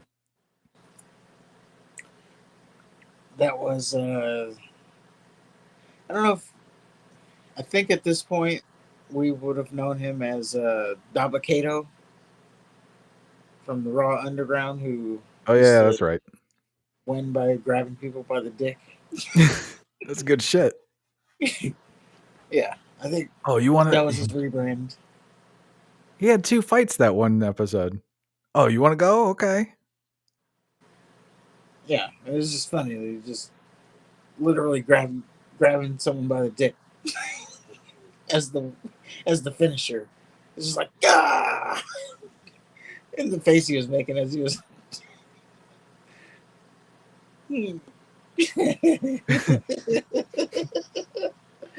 Well, that's a finisher, all right. We get a night 1 recap, and then they let us know that WrestleMania 37 is still in Dallas. So that's good. They didn't change it from the previous night. Well, because Vince would never change the WrestleMania venue.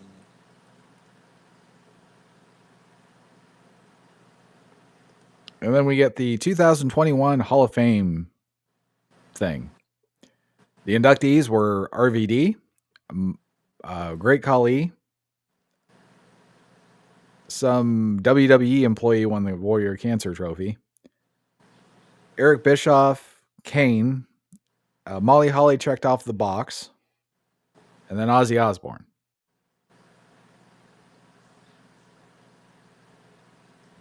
For the celebrity portion, they are getting pretty formulaic with it all, A so little that's bit. good. I just Molly Holly. Well, who else could it have been?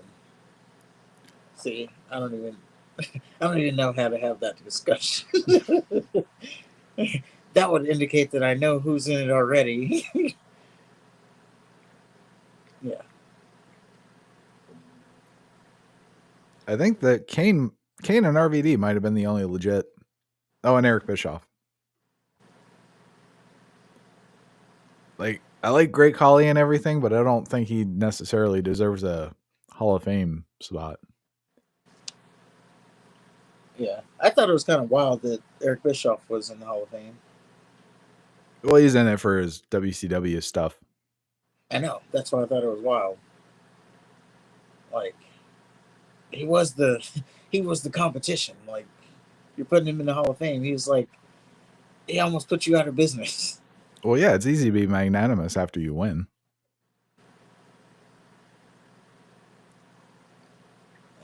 Yeah, but I don't know. After you win and completely destroy the product. I would see it like, oh, we're not going to acknowledge. I don't know. I just thought it was wild. And all the video packages, of course, was of him running WCW, as that's what it would have been.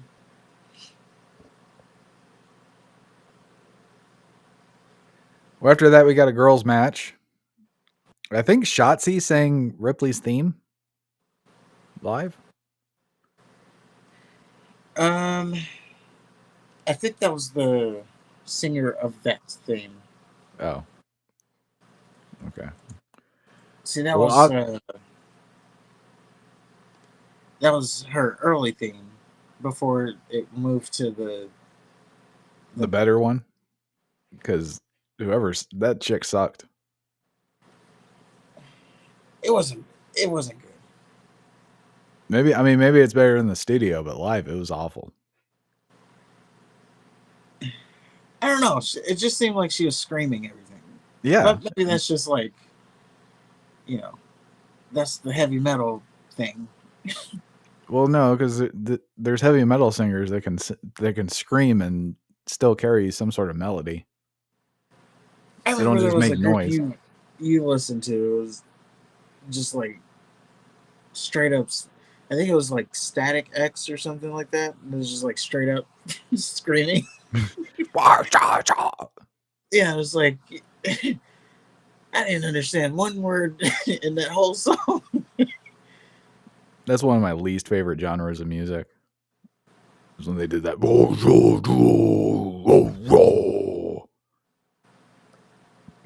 I can tolerate a lot of shit, but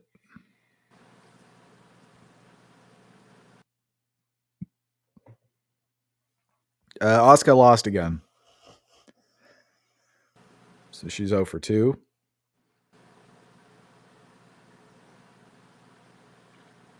And we have a new Raw Women's Champion in Rhea Ripley. And I honestly didn't remember this match happening at all, so it was a surprise to me. All of it.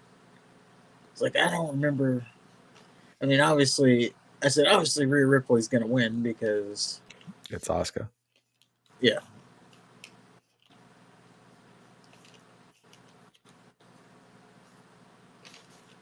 I do know that Asuka's theme song just does not match.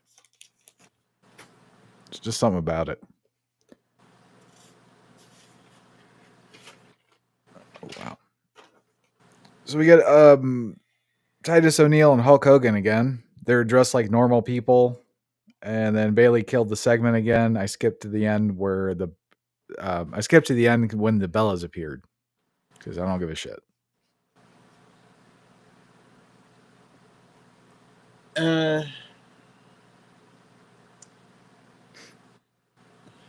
don't know. Nothing happened. So Bayley came out talking about her WrestleMania moment or something, and then the Bellas came out, and instantly buried Bailey, and then they all started dancing, or the Bellas started doing their little dance thing, and Titus O'Neil started dancing, and Hulk Hogan was talking about his hip. Hulk Hogan was touching himself. Well, he's touching his hip, saying something about he can't move his hip or something. I don't know. I don't know if he would like a Bella, if you know what I mean, brother.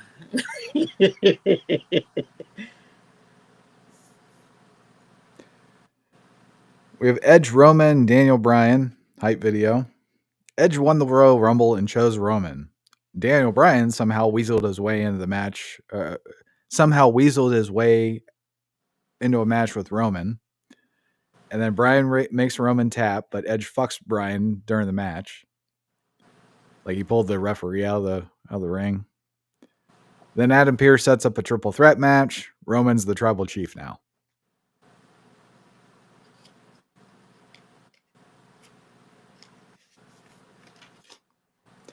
And that leads us to Daniel Bryan versus Edge versus Roman Reigns. Triple threat match, Universal title. And Roman's the tribal chief, but he has the same shitty Shield music. So it's really weird. Very weird. And got the new music yet. Yeah, he's got the necklace, and everybody's got the necklaces. He wants to be acknowledged. But he's got the dan nan. Yeah, just Yeah, we complained about it, and he said, it wasn't time yet or something like that. So turns out he had to get the music right. He needed Def Rebel in his life.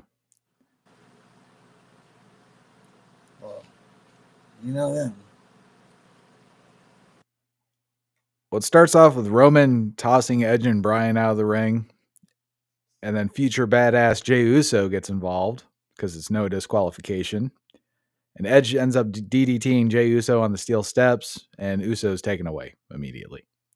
So then Edge and Daniel Bryan, they wrestle for a bit. Bryan tries to suicide dive Roman. Roman just catches Bryan and suplexes him on the floor. Edge and Roman start going at it, and Roman goes for a Superman punch. Edge counters it with a DDT. And then he goes for a spear. Roman counters that with the Superman punch. And then Roman goes for his own spear. And Edge counters with the sunset flip. And then Roman and Edge hit a double spear on each other. So they're taking it out. And Bryan hits both men with a diving headbutt. Looks like he's about to win. And then Edge gets hit with a running knee from Bryan. Bryan gets Roman in a label lock. Then he does a label lock to Edge. Roman powerbombs Bryan through the announce desk. And then Edge hits Roman with a spear on the floor. And then Edge gets a chair. Roman stops him. And Roman goes for a guillotine. Edge ends up countering the guillotine with a crippler crossface. Edge grabs a piece of chair, uses it on Roman's face. And then Bryan and Edge both get Roman in a submission. Like Edge has the crippler crossface. Bryan has the label lock. And then they just they start looking at each other and they start fighting and headbutting. So then Edge hits Bryan and Roman with a spear. Bryan saves Roman by pulling the ref out. And then Edge goes nuts with the chair on Roman and Bryan. And he concertos Bryan. And then Jey Uso saves Roman from the concerto. Edge beats the shit out of Jey with the chair. Roman hits Edge with the spear. And Roman drags Edge on top of Bryan, pins them both. And the switch definitely flipped for Reigns.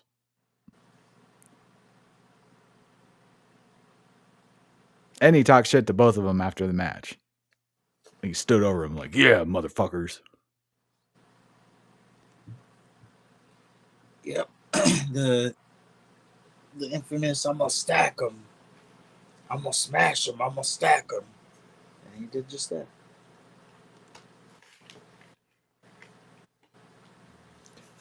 Yeah, it's definitely... I like how aggressive he was. He didn't seem as corny.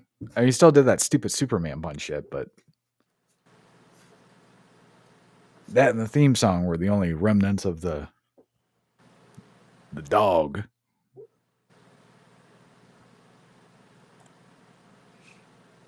Yep, they're still getting it all the way done.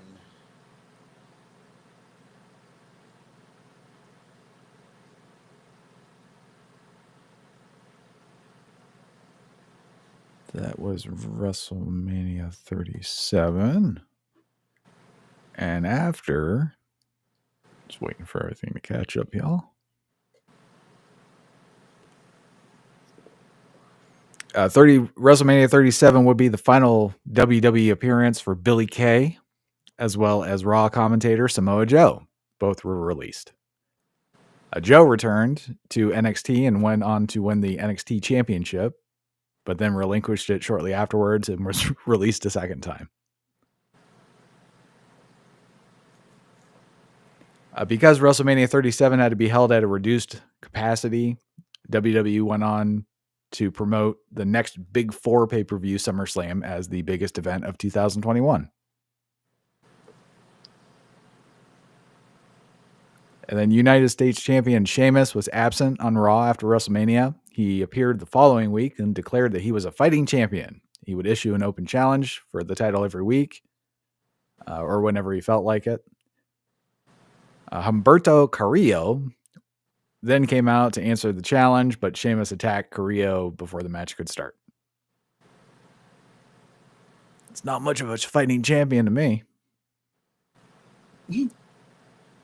Universal Champion Roman Reigns, along with Paul Heyman and Jey Uso, boasted about retaining his championship over Edge and Daniel Bryan. Reigns was then interrupted by Cesaro, who had a stare down with Reigns and then glanced at the Universal Championship. Before Cesaro could speak, Reigns, Jey, and Heyman left the ring and departed backstage. That's some funny shit. Like, I don't care what you have to say. Later, Cesaro confronted Adam Pearce and Sonya Deville about facing Reigns that night, even as a non-title match. However, instead of Reigns, Cesaro faced Jey in the main event. And this ended in disqualification when Seth Rollins interfered. He attacked Cesaro. And I guess their rivalry was not over. And the following week, instead of giving Cesaro a title match, Reigns gave Bryan one final opportunity at the title. And this had the added stipulation that if Bryan lost, he would have to leave SmackDown forever. Bryan agreed, and it would be championship versus career. And again, Reigns retained. Bryan left SmackDown shortly after that match. And after being absent since WrestleMania 37, Edge made his return to SmackDown, attacked Roman Reigns and Jimmy Uso. Edge was then granted a rematch for the Universal Championship at Money in the Bank. This time it was a one-on-one match, and it was as it was originally supposed to be at WrestleMania. At the event, Reigns retained after interference from Seth Rollins, who lost the men's Money in the Bank ladder match earlier that night and felt Edge cut in front of him in line, I guess. I don't know. This eventually led to a match between Edge and Rollins for SummerSlam.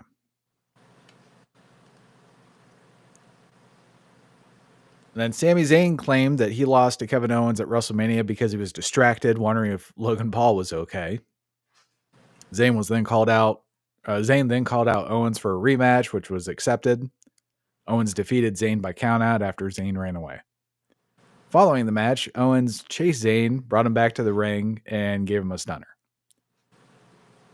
After several weeks of Zayn being a hindrance to Owens, the two had another rematch at Hell in a Cell. Zayn won that one. Then they had one more match at God damn it. They had one more match on SmackDown, and Owens ended up winning. It was a last man standing match. And there was also a qualifying match for Money in the Bank ladder match or some shit.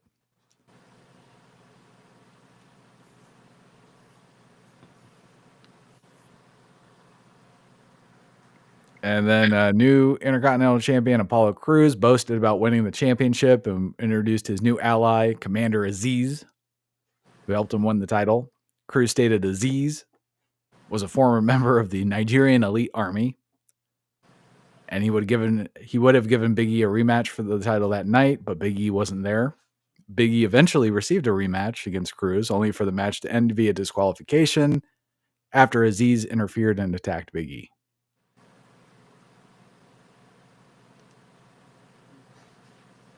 And that was WrestleMania 37. Good stuff. Good stuff.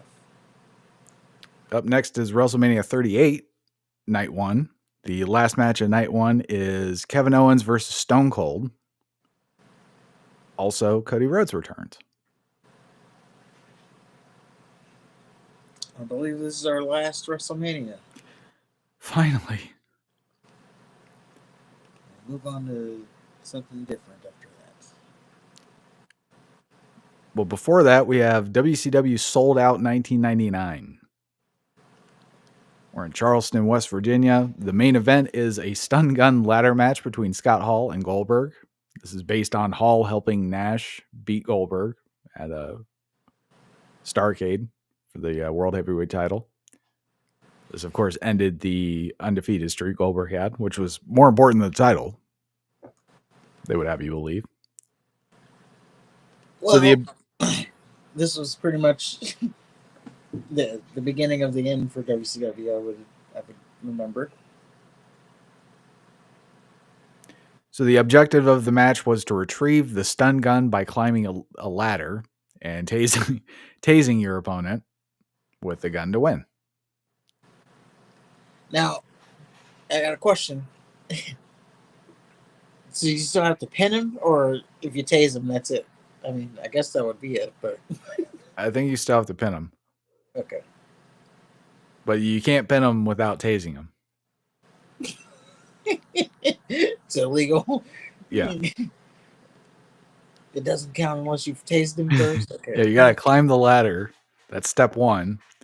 You got to retrieve the taser. You got to tase the guy, and then you got to pin or submit him. Okay. What does the other guy do? Like if he doesn't, he just takes it. But can he still win if the other guy retrieves the taser? No, if the if the other guy gets the taser, he has to climb the ladder back up and hook the taser, get down, climb back up, and just do it all over again. So I can't just like let's say you get up there and you get the taser. I can't just like grab it and use this. No, that's cheating. Okay. God, can't believe you I'm want just trying to understand the rules. Have an unfair advantage with this taser. I'm just trying to understand the rules. I'm expecting some shit. I do know that. Oh yeah, there's gonna be some shit. I'm actually interested to see who wins. Well, the other matches to look forward to are Bam Bam Bigelow versus Wrath. We'll see if the newcomer overcomes the experiment.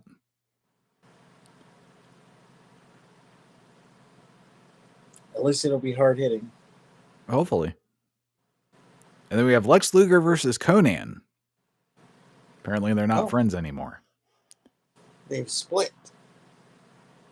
And then we have Mr. Perfect and Barry Windham versus the dastardly, dynamic team of the Nature Boy, Ric Flair, and the debut of Dangerous David Flair. Well, that doesn't seem like an even match. You got like two actual wrestlers versus Ric Flair and David Flair. Yeah. Well, maybe he's like, he's grown up in the business. Maybe he's really good. David Flair, that is. Do you not remember David Flair? Yeah. Okay. I'm trying to set up for. He made Vince Russo look muscular. Yeah, he looked like a.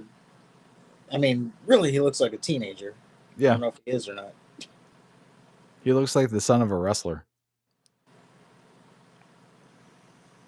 But without his athletic abilities, like with none of the genetics. Wait till he starts dating Daphne.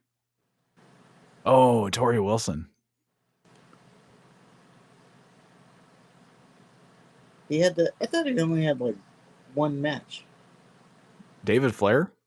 Yeah, did he have a long? Oh. David Flair. Oh, shit.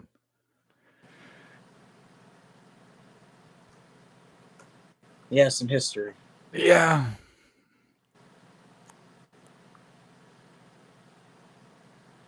He sold out. Yeah, he teamed with Daphne and Crowbar.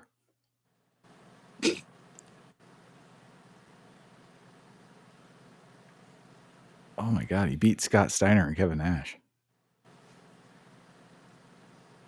Well, at least they tried to give him a run.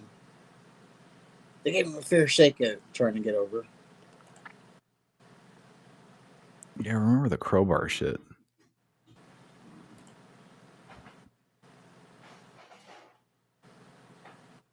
He defeated Dean Malenko. Did he out wrestle him? Oh, of course. Probably put him in a chokehold. So I will say I've never actually seen him wrestle. I've just seen him. So yeah, I remember him being like all over the place.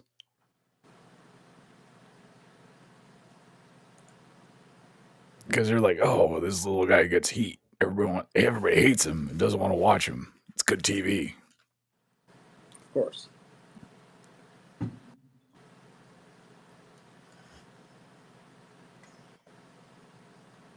But that is our Wrestling Rewind. Good stuff is used. Seems we have reached the point of the show where we do stories, but also the point of the show where I'm gonna go pee real quick. Oh, okay. Let me give me 1 second. Let me play a song.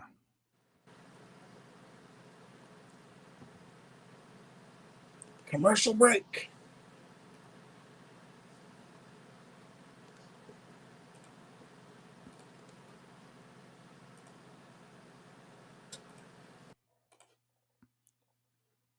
Bum bum bum.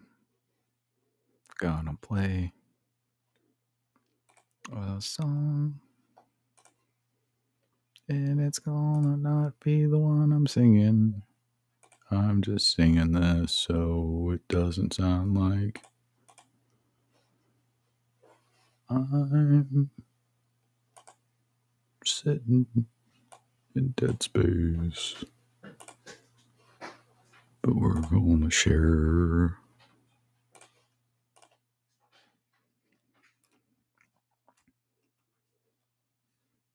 We're gonna share.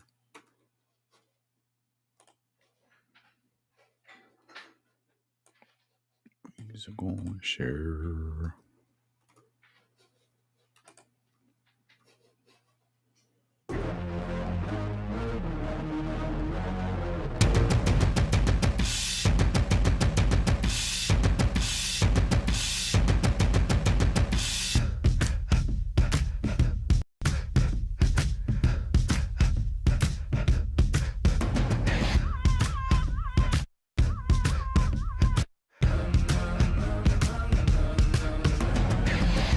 For my theme song, my leather black jeans on, my by any means on, part and I'm getting my scream on. Into the kingdom, but watch it you bring home. You see a black man with a white woman at the top floor, they gon' come to kill King Kong. Middle America packed in, came to see me in my black skin. Number one question they asking, fuck every question you asking. If I don't get ran at by Catholics, it comes to conservative Baptists, claiming I'm overreacting like the black kids in Chirac, bitch. 4 in the morning, and I'm zoning, they say I'm possessed. It's the omen, I keep it 300. like the Romans, 300 bitches, where the Trojans, baby, we living in the moment. I've been a minute for the longest, but I ain't finished. I'm devoted, and you know it, and you know it. So follow me up, cause this shit about to go. I'm doing 500, I'm out of control. But there's nowhere to go, and there's no way to slow. If I knew what I knew in the past, I would have been blacked out on your ass.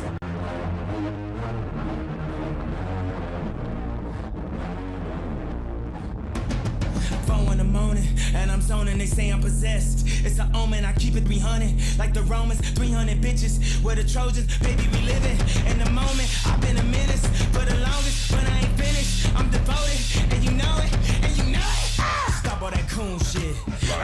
Early morning cartoon shit. This is that goon shit. Fuck up your whole afternoon shit. I'm aware I'm a wolf. Soon as the moon hit, I'm aware I'm a king. Back out the tomb, bitch. Back out the room, bitch. Stop all that coon shit. These niggas ain't doing shit. Them niggas ain't doing shit. Come on, homie, what happened? You niggas ain't breathing, you gasping. These niggas ain't ready for action. Ready for action. 4 in the morning, and I'm zoning, I think I'm possessed. It's an omen, I keep it 300, like the Romans, 300 bitches, where the Trojans, baby, we living in the moment.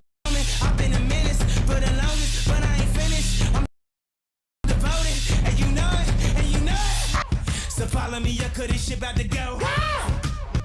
I'm doing 500, I'm out of control. But there's nowhere to go, and there's no way to slow. If I knew what I knew in the past, I would have been blacked out on your ass. God.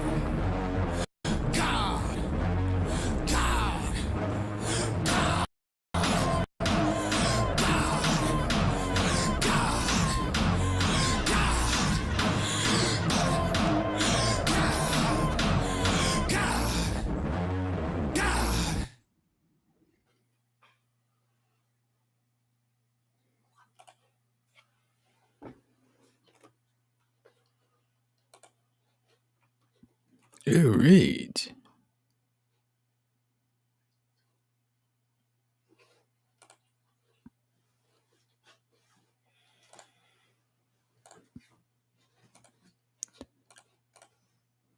Looks like Tyson is taking a shit instead of a piss. He lied. Let's get the stories up here. No, I'm here. I was chewing. I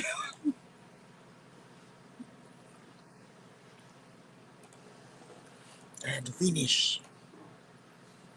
All right. Let's get into the stories as we have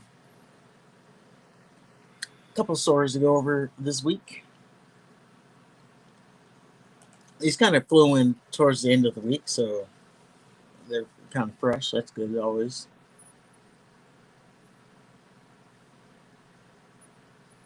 And let's start here. Mariah May. AEW talent Mariah May, as news broke, is no longer with AEW.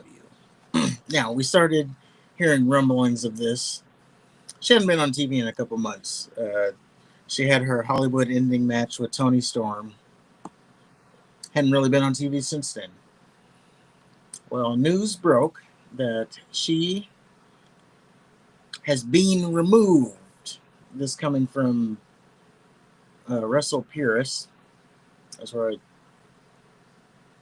well, it was with the Observer News where I first saw it, but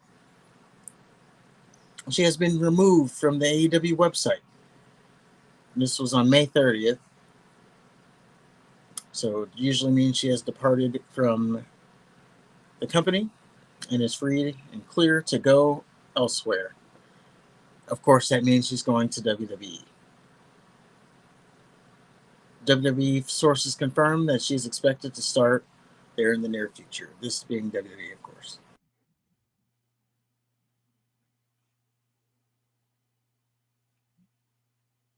Good for her, I guess. So it is good for her.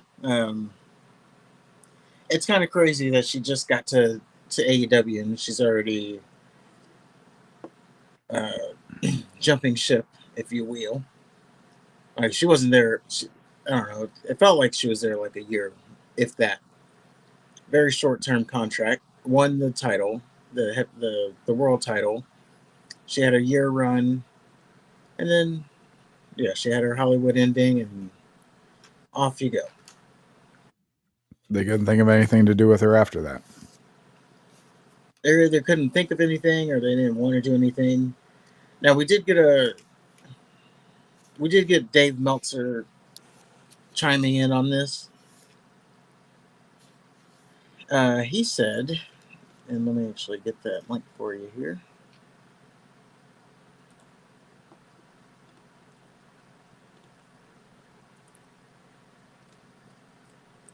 There's that second one. So Dave Meltzer, he had his little sauce on it, of course. And he said, it's the same situation as Stephanie Vacure, where she would have made more money elsewhere. In Vacure's case, a lot more money. But their dream was WWE. WWE counts on that as the same reason they got May and Vacure. It's also the same reason they didn't get Ospreay or Okada, because of the belief that they would value a WrestleMania moment above a larger paycheck or a bigger push. That's what Dave Meltzer followed up with. So these girls are chasing their dreams versus Tony Khan's wallet. Yes. And I think they'll be bigger. I don't know. I think Vacure's doing pretty good for herself, as Yeah, I think she'll be all right. she pretty much ran NXT, and now she's on her way to Raw. It's already been announced.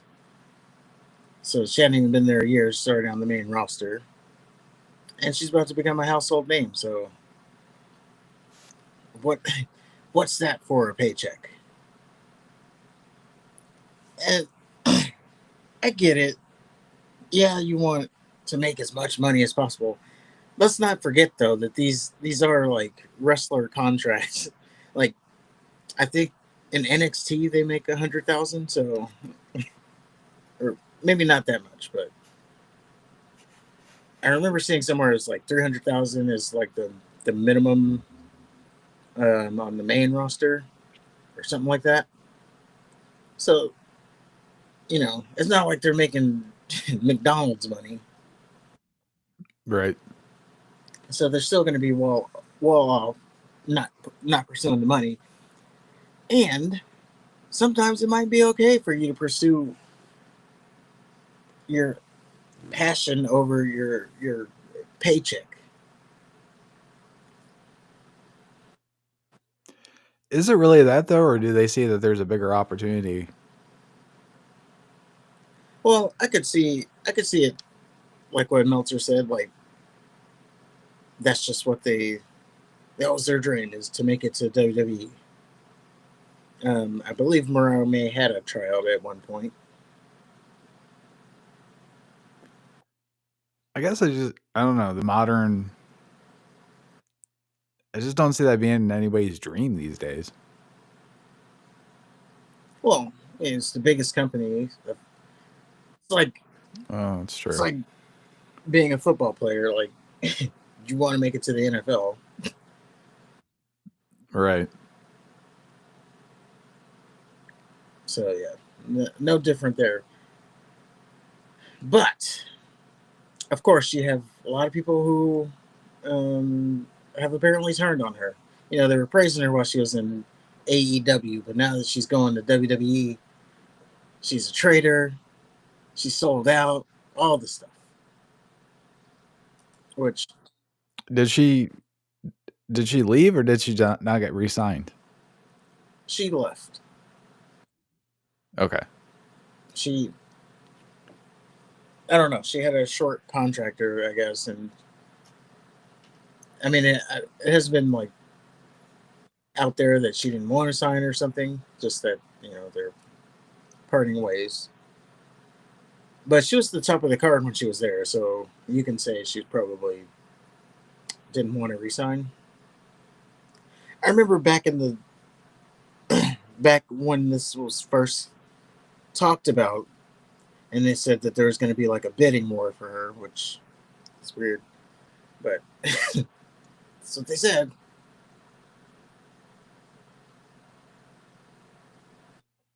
Did I mean, is she any good?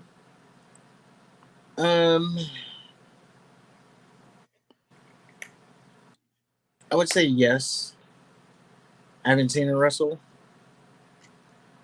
but like from what I've seen of her, yes, like she definitely commands attention Why was she off TV? because she was leaving. That's it. That's the belief. It's like Tony Khan knew she wasn't resigning, and that was the end of it. So just okay. Now, there was something that I don't, I didn't see a lot of people discussing, but there was something that was a thing that might be like the reason she was leaving. She had a she had this big thing. Remember, she had the thing with Mercedes Monet. I think we did the story on it. She said something about like uh, she didn't get a lot of TV time or something because they didn't want her to overshadow the golden goose in Mercedes Monet. I vaguely remember that. Yeah. So it's funny that no one seems to have brought that back up because we always thought, oh, she's just building to a match or something with Mercedes, but I thought I saw something about that. someone said it. Yeah. Hold on. Something about her heat with Mercedes. Well, what am I saying? Sasha. Um,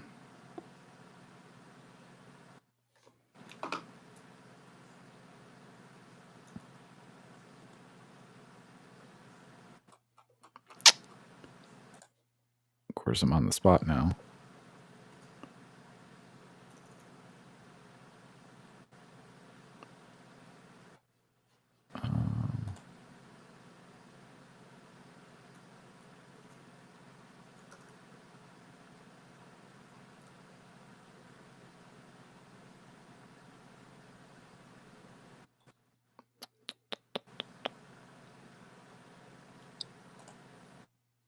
Maybe I'm.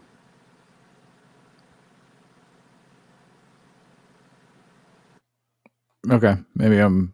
The drugs got to me. Well, anyway, I don't know. Congratulations, I guess, are in order for her. She will be probably pushed to the top as normally AEW signed talent gets. And I think she'll be a good addition to the roster. I do think that. Okay. And maybe she'll. Now the question is, does she make it there before, whatchamacallit, Evolution? Maybe that's her debut. That'd be pretty quick, but it'd also be pretty effective. When's Evolution? July something. That was in July. How's that quick? Well, is she even released yet? She's not on the page, the roster page, but you know, I guess that I don't know. I don't think there's been like an official announcement. I mean, she's got a whole month. Yeah, like, but I'm saying there hasn't been like a so. Bear Bronson, don't need to know who that is, but apparently his contract is ending. He announced it. Abaddon, her contract is expired. She announced it. Oh, not Yeah, Abaddon. she's like apparently she's going the horror route. So there's that. Oh, AEW is really in trouble now. I gotta tell you though, this is a confused boner with that thing.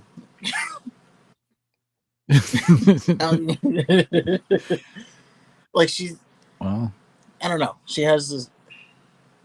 She has a Patreon, not an OnlyFans yet, but I'm sure it's coming soon. And it's like, you know. But then she also has her. She's still living the zombie life thing. So her zombie face and then her body. I don't know. That's what I said. Confused. I thought she played for the other team. No, she is non-binary. Maybe she's not anymore. Oh, Jesus. I'm Christ. sorry. I don't know. Pronoun correctly on that. Whatever it is. But yeah, that is your Mariah May news. And we look forward to it. Moving on to our next story. Let's talk about MVP. Another AEW talent. Now, this one is actually in AEW. MVP, he actually scrapped that story. Is it on the thumbnail? Yeah, but that's okay. Oh. Because I want to do this story. I mean, he's in the thumbnail, he's in the title, but yeah, we can just scrap it. Don't worry about it. We'll do it. We'll just do false advertising. MVP apparently does not like Triple H. So in fact, he said specifically that he has zero respect for Triple H. So he did a interview with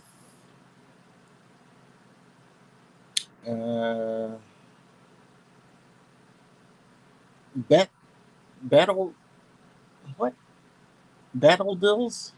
Bet Ideas? Jesus, man, work on your name. Golly. What kind of searchability is that? You think anybody's gonna ever find that shit? Someone needs to help them with branding. But anyway, whatever that name is, BET Ideas. Well, I guess it's Bad Ideas with no space. I'm sorry, I'm really stuck on this name. What if is it Black Entertainment Ideas? No, I mean you would think that. Again, because they don't know how to brand themselves. I'm sure that's a nice publication. And I'm sure they have.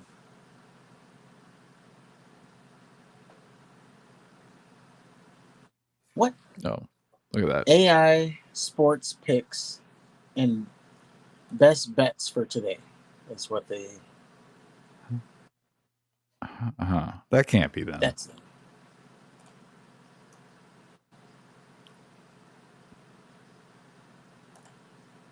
Yeah, speaking with betideas.com. Boy, what a new company if they're already talking about AI sports picks. And how in the mud do you have to be betting off of AI? If you're letting Grok pick you. More importantly, why is MVP sullying himself talking to these fuckers? He must know somebody. I don't know, but yeah, think about it. You're so in the mud, you're having Grok pick your bets for you. Hey, AI, come on, man, I need this. They're gonna turn the lights off. Lazy. pick. That would be a good video, though. So you need a middleman to have Grok pick your bets? You need them to do the AI prompt. To type in, hey, can you pick percentage? Can you pick the winners for me? Jesus Christ. Anyways, I think we've tore them down enough. By the way, if you gamble on this, just sort your life out if you're gambling with AI. That doesn't even look like a real website. Well, it was probably created by AI. It looks like one of the, when like the website's broken and you have like the generic buy this domain Oh yeah. homepage. That's kind of what it reminds me of. What's the bet of the day?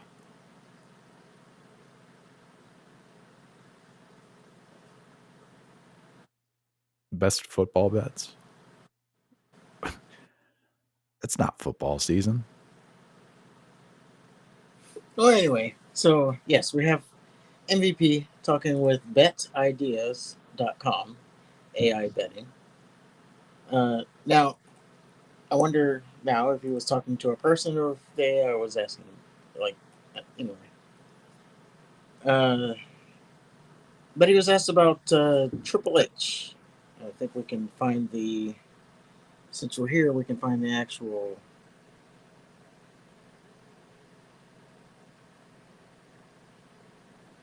Triple H mention here.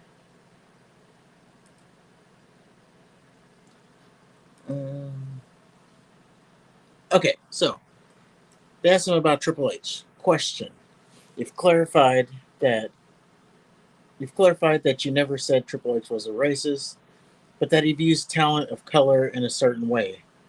How do you think he views them and why? Is the question. The answer. Let's just say this: Bobby Lashley was a two-time champion, and after he took over, Bobby Lashley, this being Triple H, was reduced to the mid card. Bobby Lashley is a bankable, marketable guy, and two-time champion WWE. I'm sorry, and two-time WWE champion just got reduced to the mid card. Whatever. What I said specifically in response to the person on my Instagram page was that you see it. It's my opinion on how he chooses to book certain talent. Some people say all the time that, oh, Triple H just griping. I'm sorry, MVP's just griping. MVP's just crying. Okay, well, just watch the program. Who are the people in the top spots under his leadership? Who were given the opportunities? And I'm not talking about NXT. I'm talking about the main show. I have my opinions based on my personal experiences. There it is right there.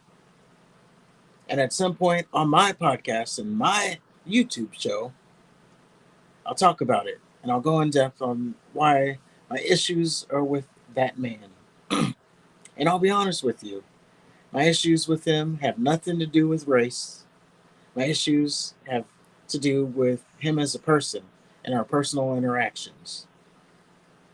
And things that he said and did that caused me to have zero respect for him. But I'll go into that on my show, Marking Out with MVP and Dwayne Sweezy. Nice plug. Yep. So he has zero respect for Triple H, which is, that's here nor there. Like he said. Well, I think that fuels his comments Yeah, I mean, and his he perspective. did say that, it's something personal. So that is, we don't know what that is. We don't know. We weren't backstage, so obviously, yes, something he would have, I don't know. Maybe they had some kind of interaction or something. Maybe just, I mean, there's tons of stories about Triple H being a dickhead backstage. yeah. So for whatever reason, he doesn't like Triple H, but that then links back to what he said about Bobby Lashley not being pushed, and they got into a good conversation. I would say. So him saying Bobby Lashley, he was a marketable, bankable guy, two-time champion who was reduced to the mid card. A lot of people point out that right now he's in the mid card because he's in a tag team as tag team champion, and as of recently, him and like MJF is like the main character in that group too. So you would say he's mid card there right now.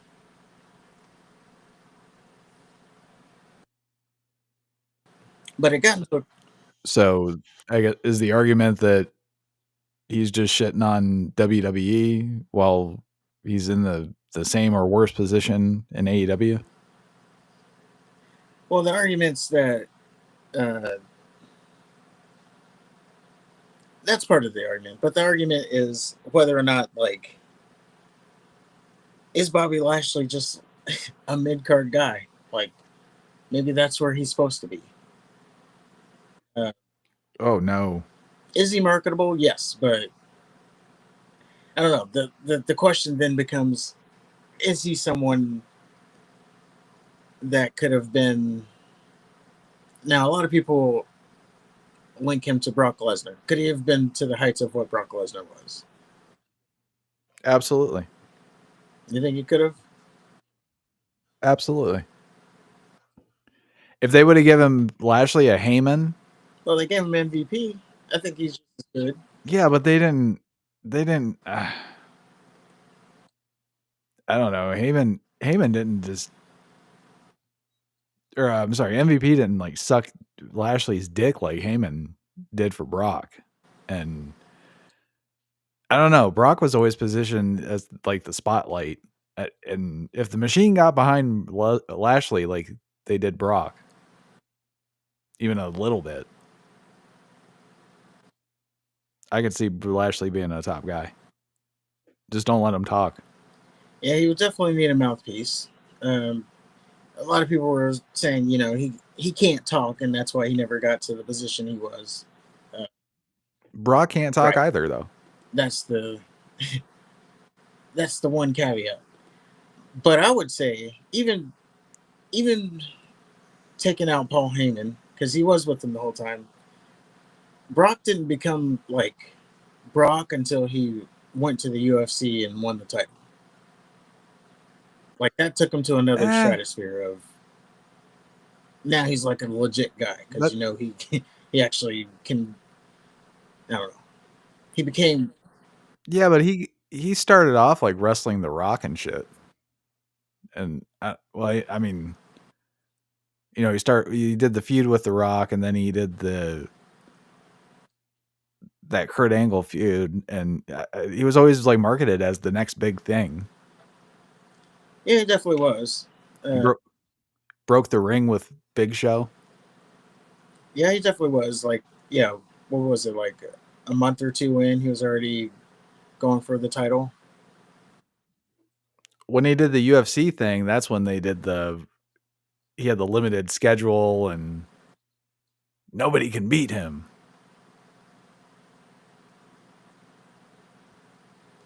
Yeah, but I mean, just what I think though is like when he came back from UFC, that's when they really like pushed him as like, oh, come watch Brock Lesnar. Yeah, but didn't Triple H immediately beat him? I don't know if it was immediate because he. I feel like Triple H was his first feud. He broke Triple H's arm, and then Triple H beat him. No, wasn't John Cena feel the like first feud and he killed John Cena? I don't know about that. I think he returned from UFC before that. With his little Jimmy John's trunks. Yeah. Let me look up because I know definitely that John Cena match was what that put him in a different level. Yeah, that's when the birth of Suplex City.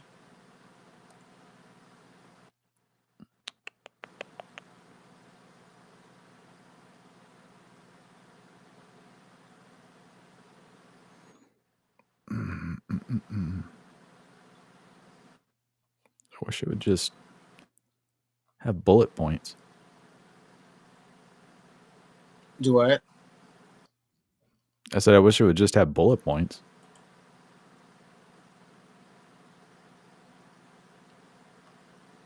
Yeah, I don't see.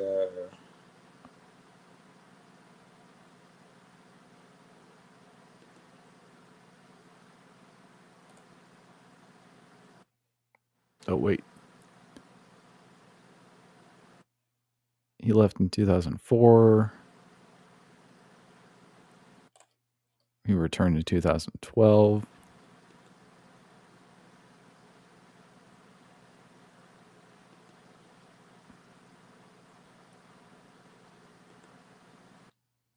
Oh, you're right. He did. He did come after Cena, but he lost. And then he feuded with Triple H, and they lost that one too.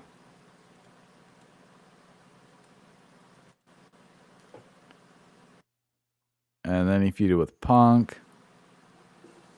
Probably lost that too. No, he defeated Punk. Of course. Because I just remember Then he feuded. when he came back and he elbowed Cena and cut him in the forehead. Okay. And then I just remember he came back from the UFC, but he wasn't, and he was labeled as a UFC ass kicker, but he was still lost. So, especially him losing to Triple H. Yeah, and then they did for some reason that's etched into my brain. And I didn't even watch it, but they did the whole the rematch of the guy who beat him in UFC, Cain Velasquez, but they're gonna do it in WWE. I didn't even watch it. When did that happen? It was one of the Saudi shows. Oh. And yeah, that's a must miss. It's just one of those like now a lot of people said it was bad. But it was during the day and like it was like at 2:00 during the day, so if you got spoiled, which I did get spoiled, and then everybody was saying how bad it was, like, I'm just not gonna watch it then. But maybe I should. But yeah, I think Lashley, if he was even remotely positioned like Brock was, I think absolutely. Yeah.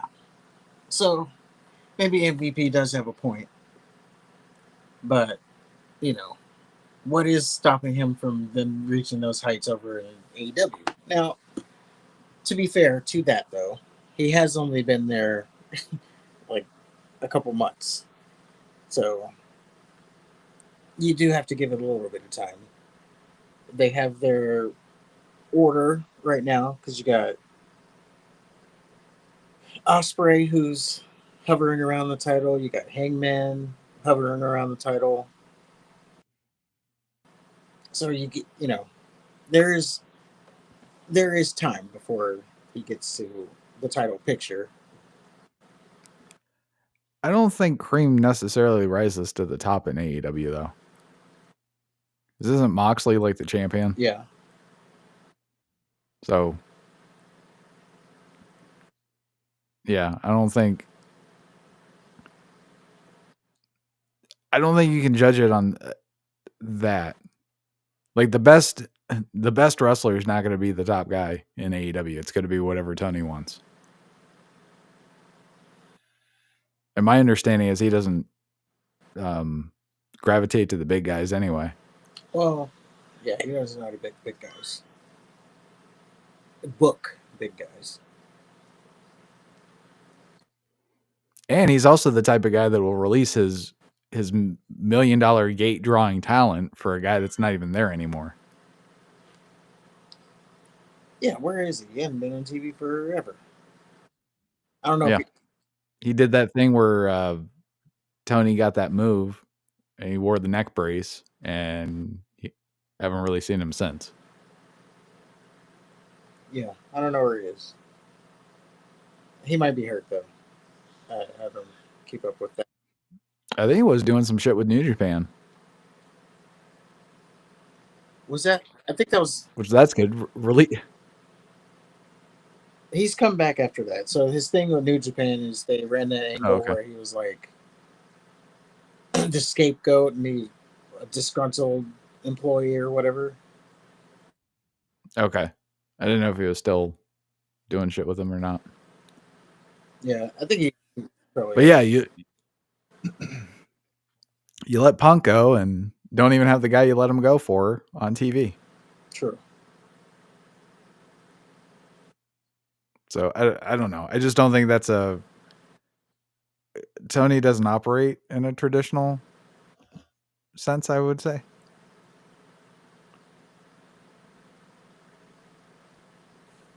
Yeah, but at some point you do have to kind of blame the talent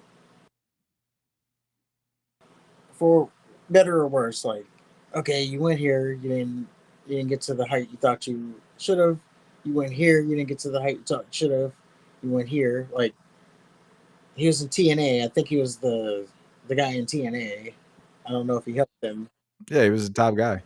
Yeah, I don't know if he helped them in any way. He helped himself. He did. I think that's really where the MVP Bobby Lashley thing came to be. Possibly. I believe he feuded with McIntyre. I just know he wore a headband. Yeah. He was like a muscular LeBron. During that, and they had I don't know if the main event Mafia and all that shit. I don't know. I don't know. But yeah, let us know what you think. Is MVP out of line with what he says, or is he right on line? But you have to remember that he does uh, apparently have a personal thing with Triple H. And also, for context, he also said that Hulk Hogan is not Mount Rushmoreable. He's not on the Mount. He's disqualified. He's disqualified because of what he did outside of the ring. What he said behind closed doors while being recorded without his knowledge. After having sex with his best friend's wife. Yes. All that. But he said, yeah, Hogan's not on the Mount Rushmore, or he can't be because of that. So, do with that what you will. Just take that into consideration, I'll say.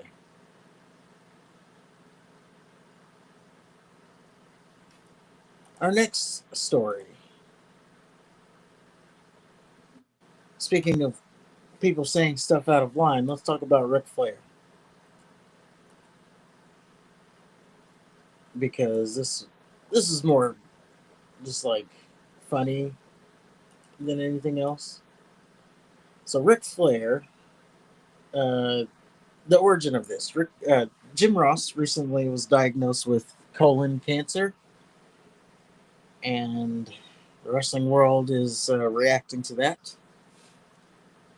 And part of the wrestling world is Ric Flair. And Ric Flair, he, for some reason, puts out on Twitter that Jim Ross will always be Jim Ross, seeking attention. Focus on your recovery at JR's barbecue. That's what he said. I don't know.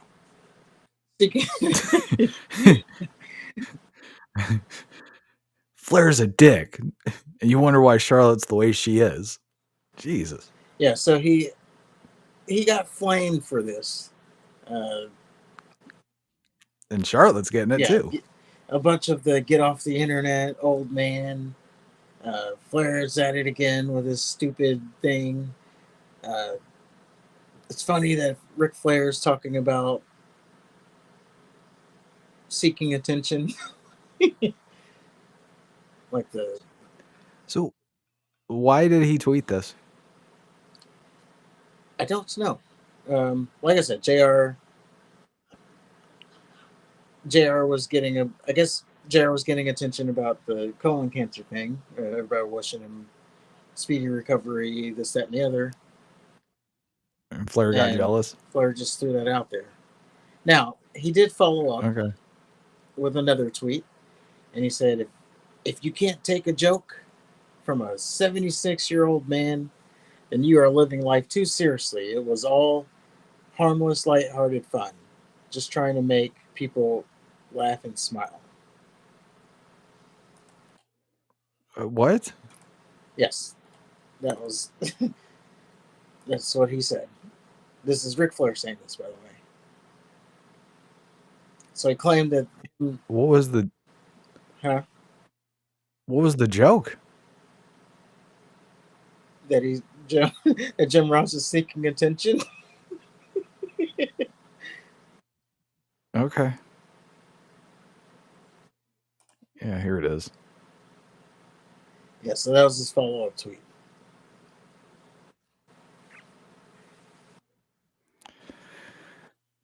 I okay. Yeah, I mean, I guess I don't see where the it sounds like he got jealous that Jim Ross was being talked about and he wasn't. So he threw this out so he can get some attention. And he didn't realize he was going to get all this negative attention. Or he did realize he was going to get the negative attention and he thought this little stupid ass joke statement was going to smooth it all over. yeah, it didn't seem like he knew what he was doing. Like, oh, if you guys can't take a joke, well, what part of that was supposed to be a joke? Like, I can see, like, I don't know, maybe if he said something about, uh, oh, you just need to drink a bottle of barbecue sauce, that'll fix it, or something. Maybe that's a joke. Well, it would make more sense if Jim Ross did something to warrant warrant the comment to anything. Jim Ross is having cancer. Yeah. Like if Jim Ross said something about Ric Flair, anything, and then Ric Flair said this, that would make sense to me. Regardless of whether or not it's right or wrong. But Jim Ross is just he's going through life-threatening shit. Yeah, it's definitely out of wrong time, wrong place. But it seems like this is just what happens with these old wrestlers. Well, maybe Ross said something we don't know. Yeah, maybe there's more context to it, but I don't know. To try to play it off as a joke, a little bit weird. Yeah. Maybe he's drinking again. That would be the other thing. Maybe, yeah, he was drinking. He gets on Twitter or wherever, maybe Instagram, just sees Jim Ross all over the timeline and is like, "Fuck him." Yeah. He's 2 wine spurters in, like, oh, I'm gonna get that Yeah. son bitch. Because as we know, when Ric Flair drinks, he does do some wild shit, like the bar incident. It wasn't even a bar. It was like a Chuck E. Cheese. It was a bar. It was a Chuck E. Cheese that had a bar. Yeah. Still think that lady should have took it though. Oh, I'll give you, what did he say, like $100,000 to call him, or maybe $10,000 to call him an asshole. She should have definitely done it. Yeah, bet.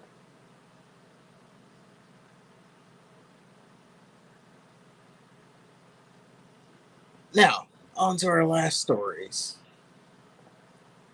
These are just more, I don't know. I was in my feels because everybody, maybe because of the Naomi thing, but it seems like wrestling fans are really trying to get rid or kill kayfabe. And I got a couple examples of people trying to kill kayfabe. 2 examples that got people all in their feels this week. Exhibit A is, hold on, I'm trying to remember what it is. There's Liv Morgan and then there's Xavier Woods. Okay, yes, Exhibit A of people getting in their getting in their feels and trying to kill kayfabe. And what's kayfabe is just like people keeping the wrestling gimmick alive, even outside in their personal life. So Exhibit A is going to be Dominic Mysterio and Liv Morgan. So they were at this Tatum event, which is some kind of Netflix thing. Don't care. I think it was what that guy from Raw was trying to promote. And they were on the kiss cam. Now, if you know, Dominic and Liv, storyline wise, are in a relationship and dating. And what dating people do is, from time to time, show affection. So we have the clip here. We'll play. They got put on the kiss cam.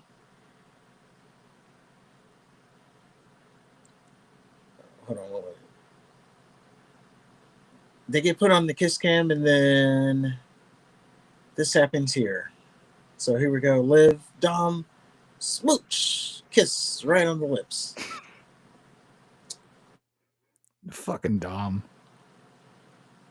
Now again, he is in a relationship with her on screen, and he kissed her. Now, this is obviously the conversation would go if you scroll down. There's a lot of people saying that Dom has a wife. Oh, Dom's wife. Like, why is he doing this to her wife? Some people saying this is the first time they kiss, which is not even true. But I don't know. So people complaining about this. Oh, he has a wife. They don't understand. Dom's getting officially divorced now. Yeah, they don't understand what kayfabe is. They don't understand. This is part of what's killing the wrestling business. Dom is the same person. Well, they don't understand what like basic acting is. Yes, if he was an actor, he'd be having to. You might have to kiss someone. You might have to penetrate them. Yeah, some people. Like, look at this guy. That's a red flag right there. His wife is going to be upset. And his wife is fine with that? Question mark. This man's still... Oh, that's not one. I feel bad for his wife. Yeah. So, people just want to, like, bring up... I know his wife hates that. His wife's going to file for divorce. Got to be an open marriage. Yeah, so it's just crazy that everybody... I don't know. So Dom,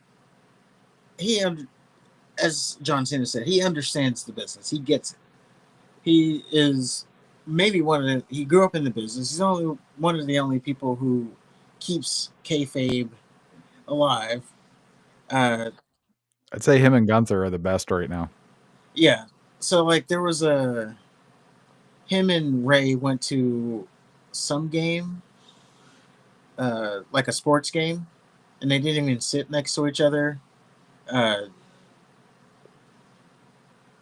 Dom wasn't at his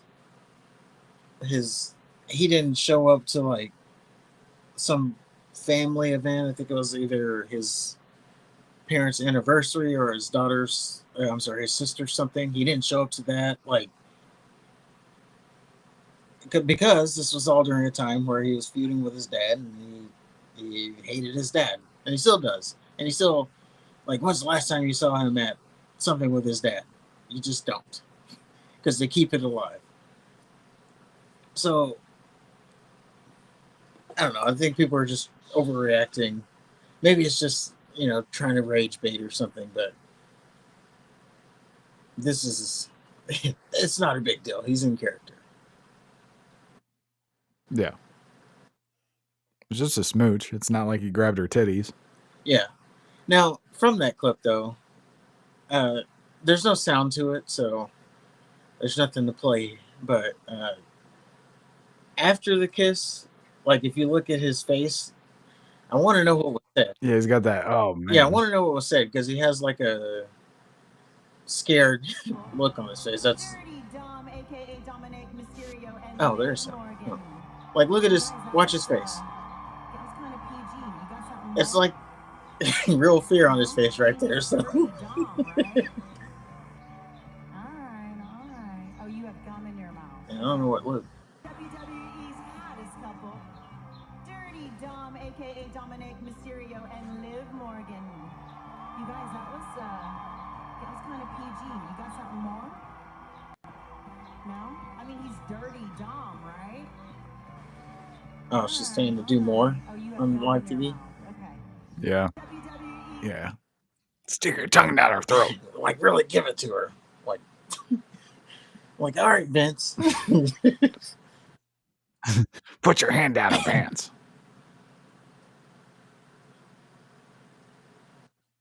I don't know. Whatever. Good for them. Fucking Dominic. Well, this leads us to the second example of fans killing kayfabe. And this one comes our way from Xavier Woods. So on Raw, you had mentioned that he did his they did the Giant Gonzalez tribute, but it was this moment here that got everybody up in their feels. So if we play from the beginning here, so they're walking out. You see the fan reaches out to him, this fan here. And then Xavier shoots her a look. And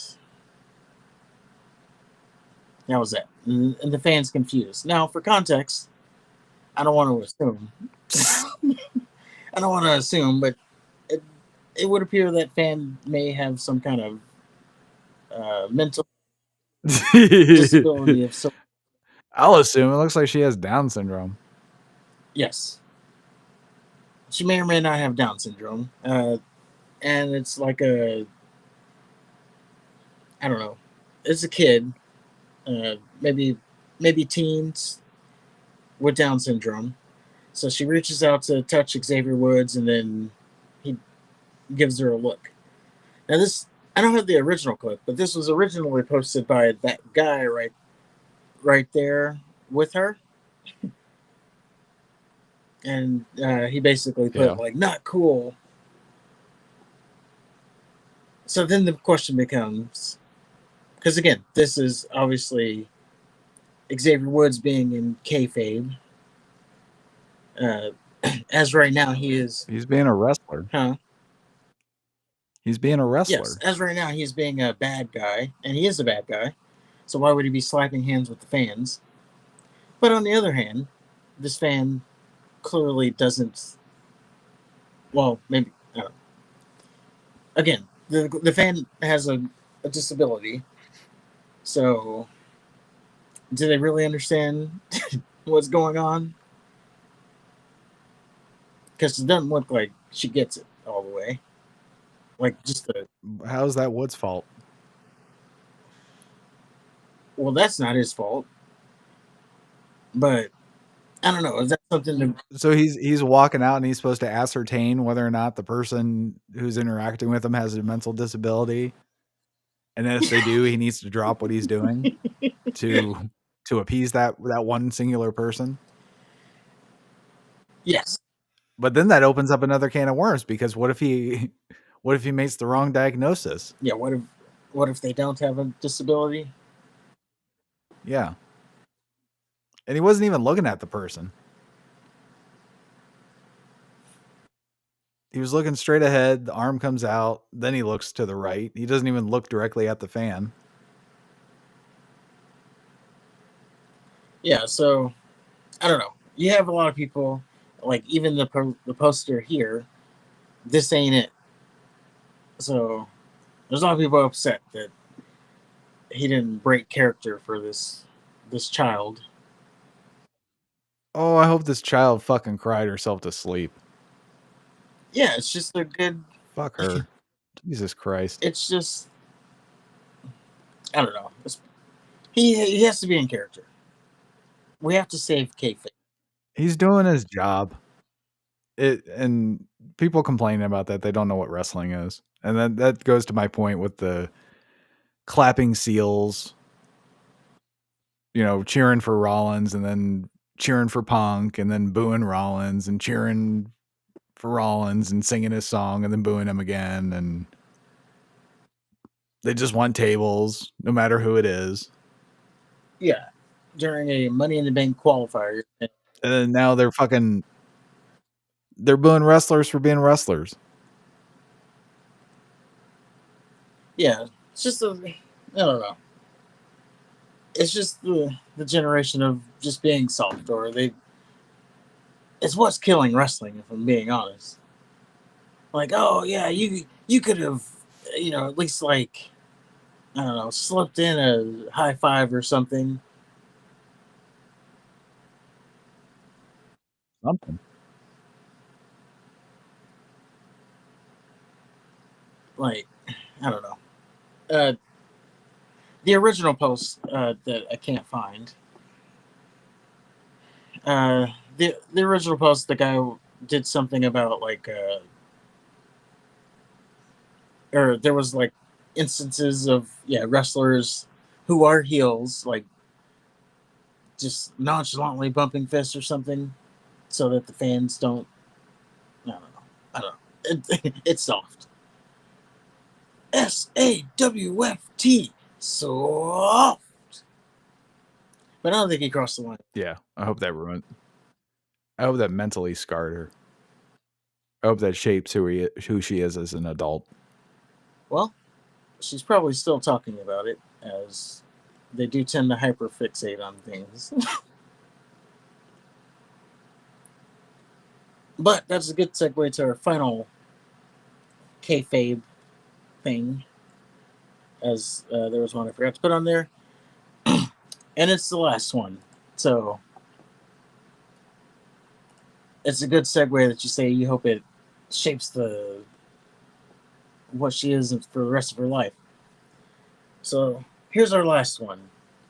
So this one comes from a gentleman, and he said, so the initial tweet was, "Hey, at MJF, many years ago you called me a fat mark, and it changed my life. From that day, I changed my entire life. Thank you, Max. You're a true inspiration." And it's a before and after picture. The before is the guy with MJF, I guess, when he got called the fat mark. And the after. Oh my God. He looks like he has a cow stomach. The after is, he's lost about 200 pounds or so, maybe more. Not naturally. Do you think it did the Ozempic? He had to have. Yeah. There's no way you have that cow stomach. No, that's because he lost it really fast. Then he didn't do it from like, working out. His when you're in some of it could be because you just lost so much weight, but like your skin only can bounce back so much. But if you lose it fast, you don't give your body time to adjust to it, then that also can cause the flabby. Yeah.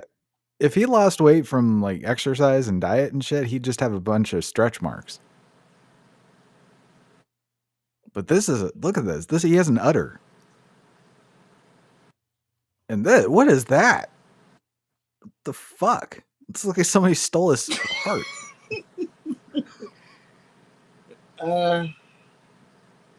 Hold on, let's see. What, he fight Shang Tsung? Oh, maybe it's his hair.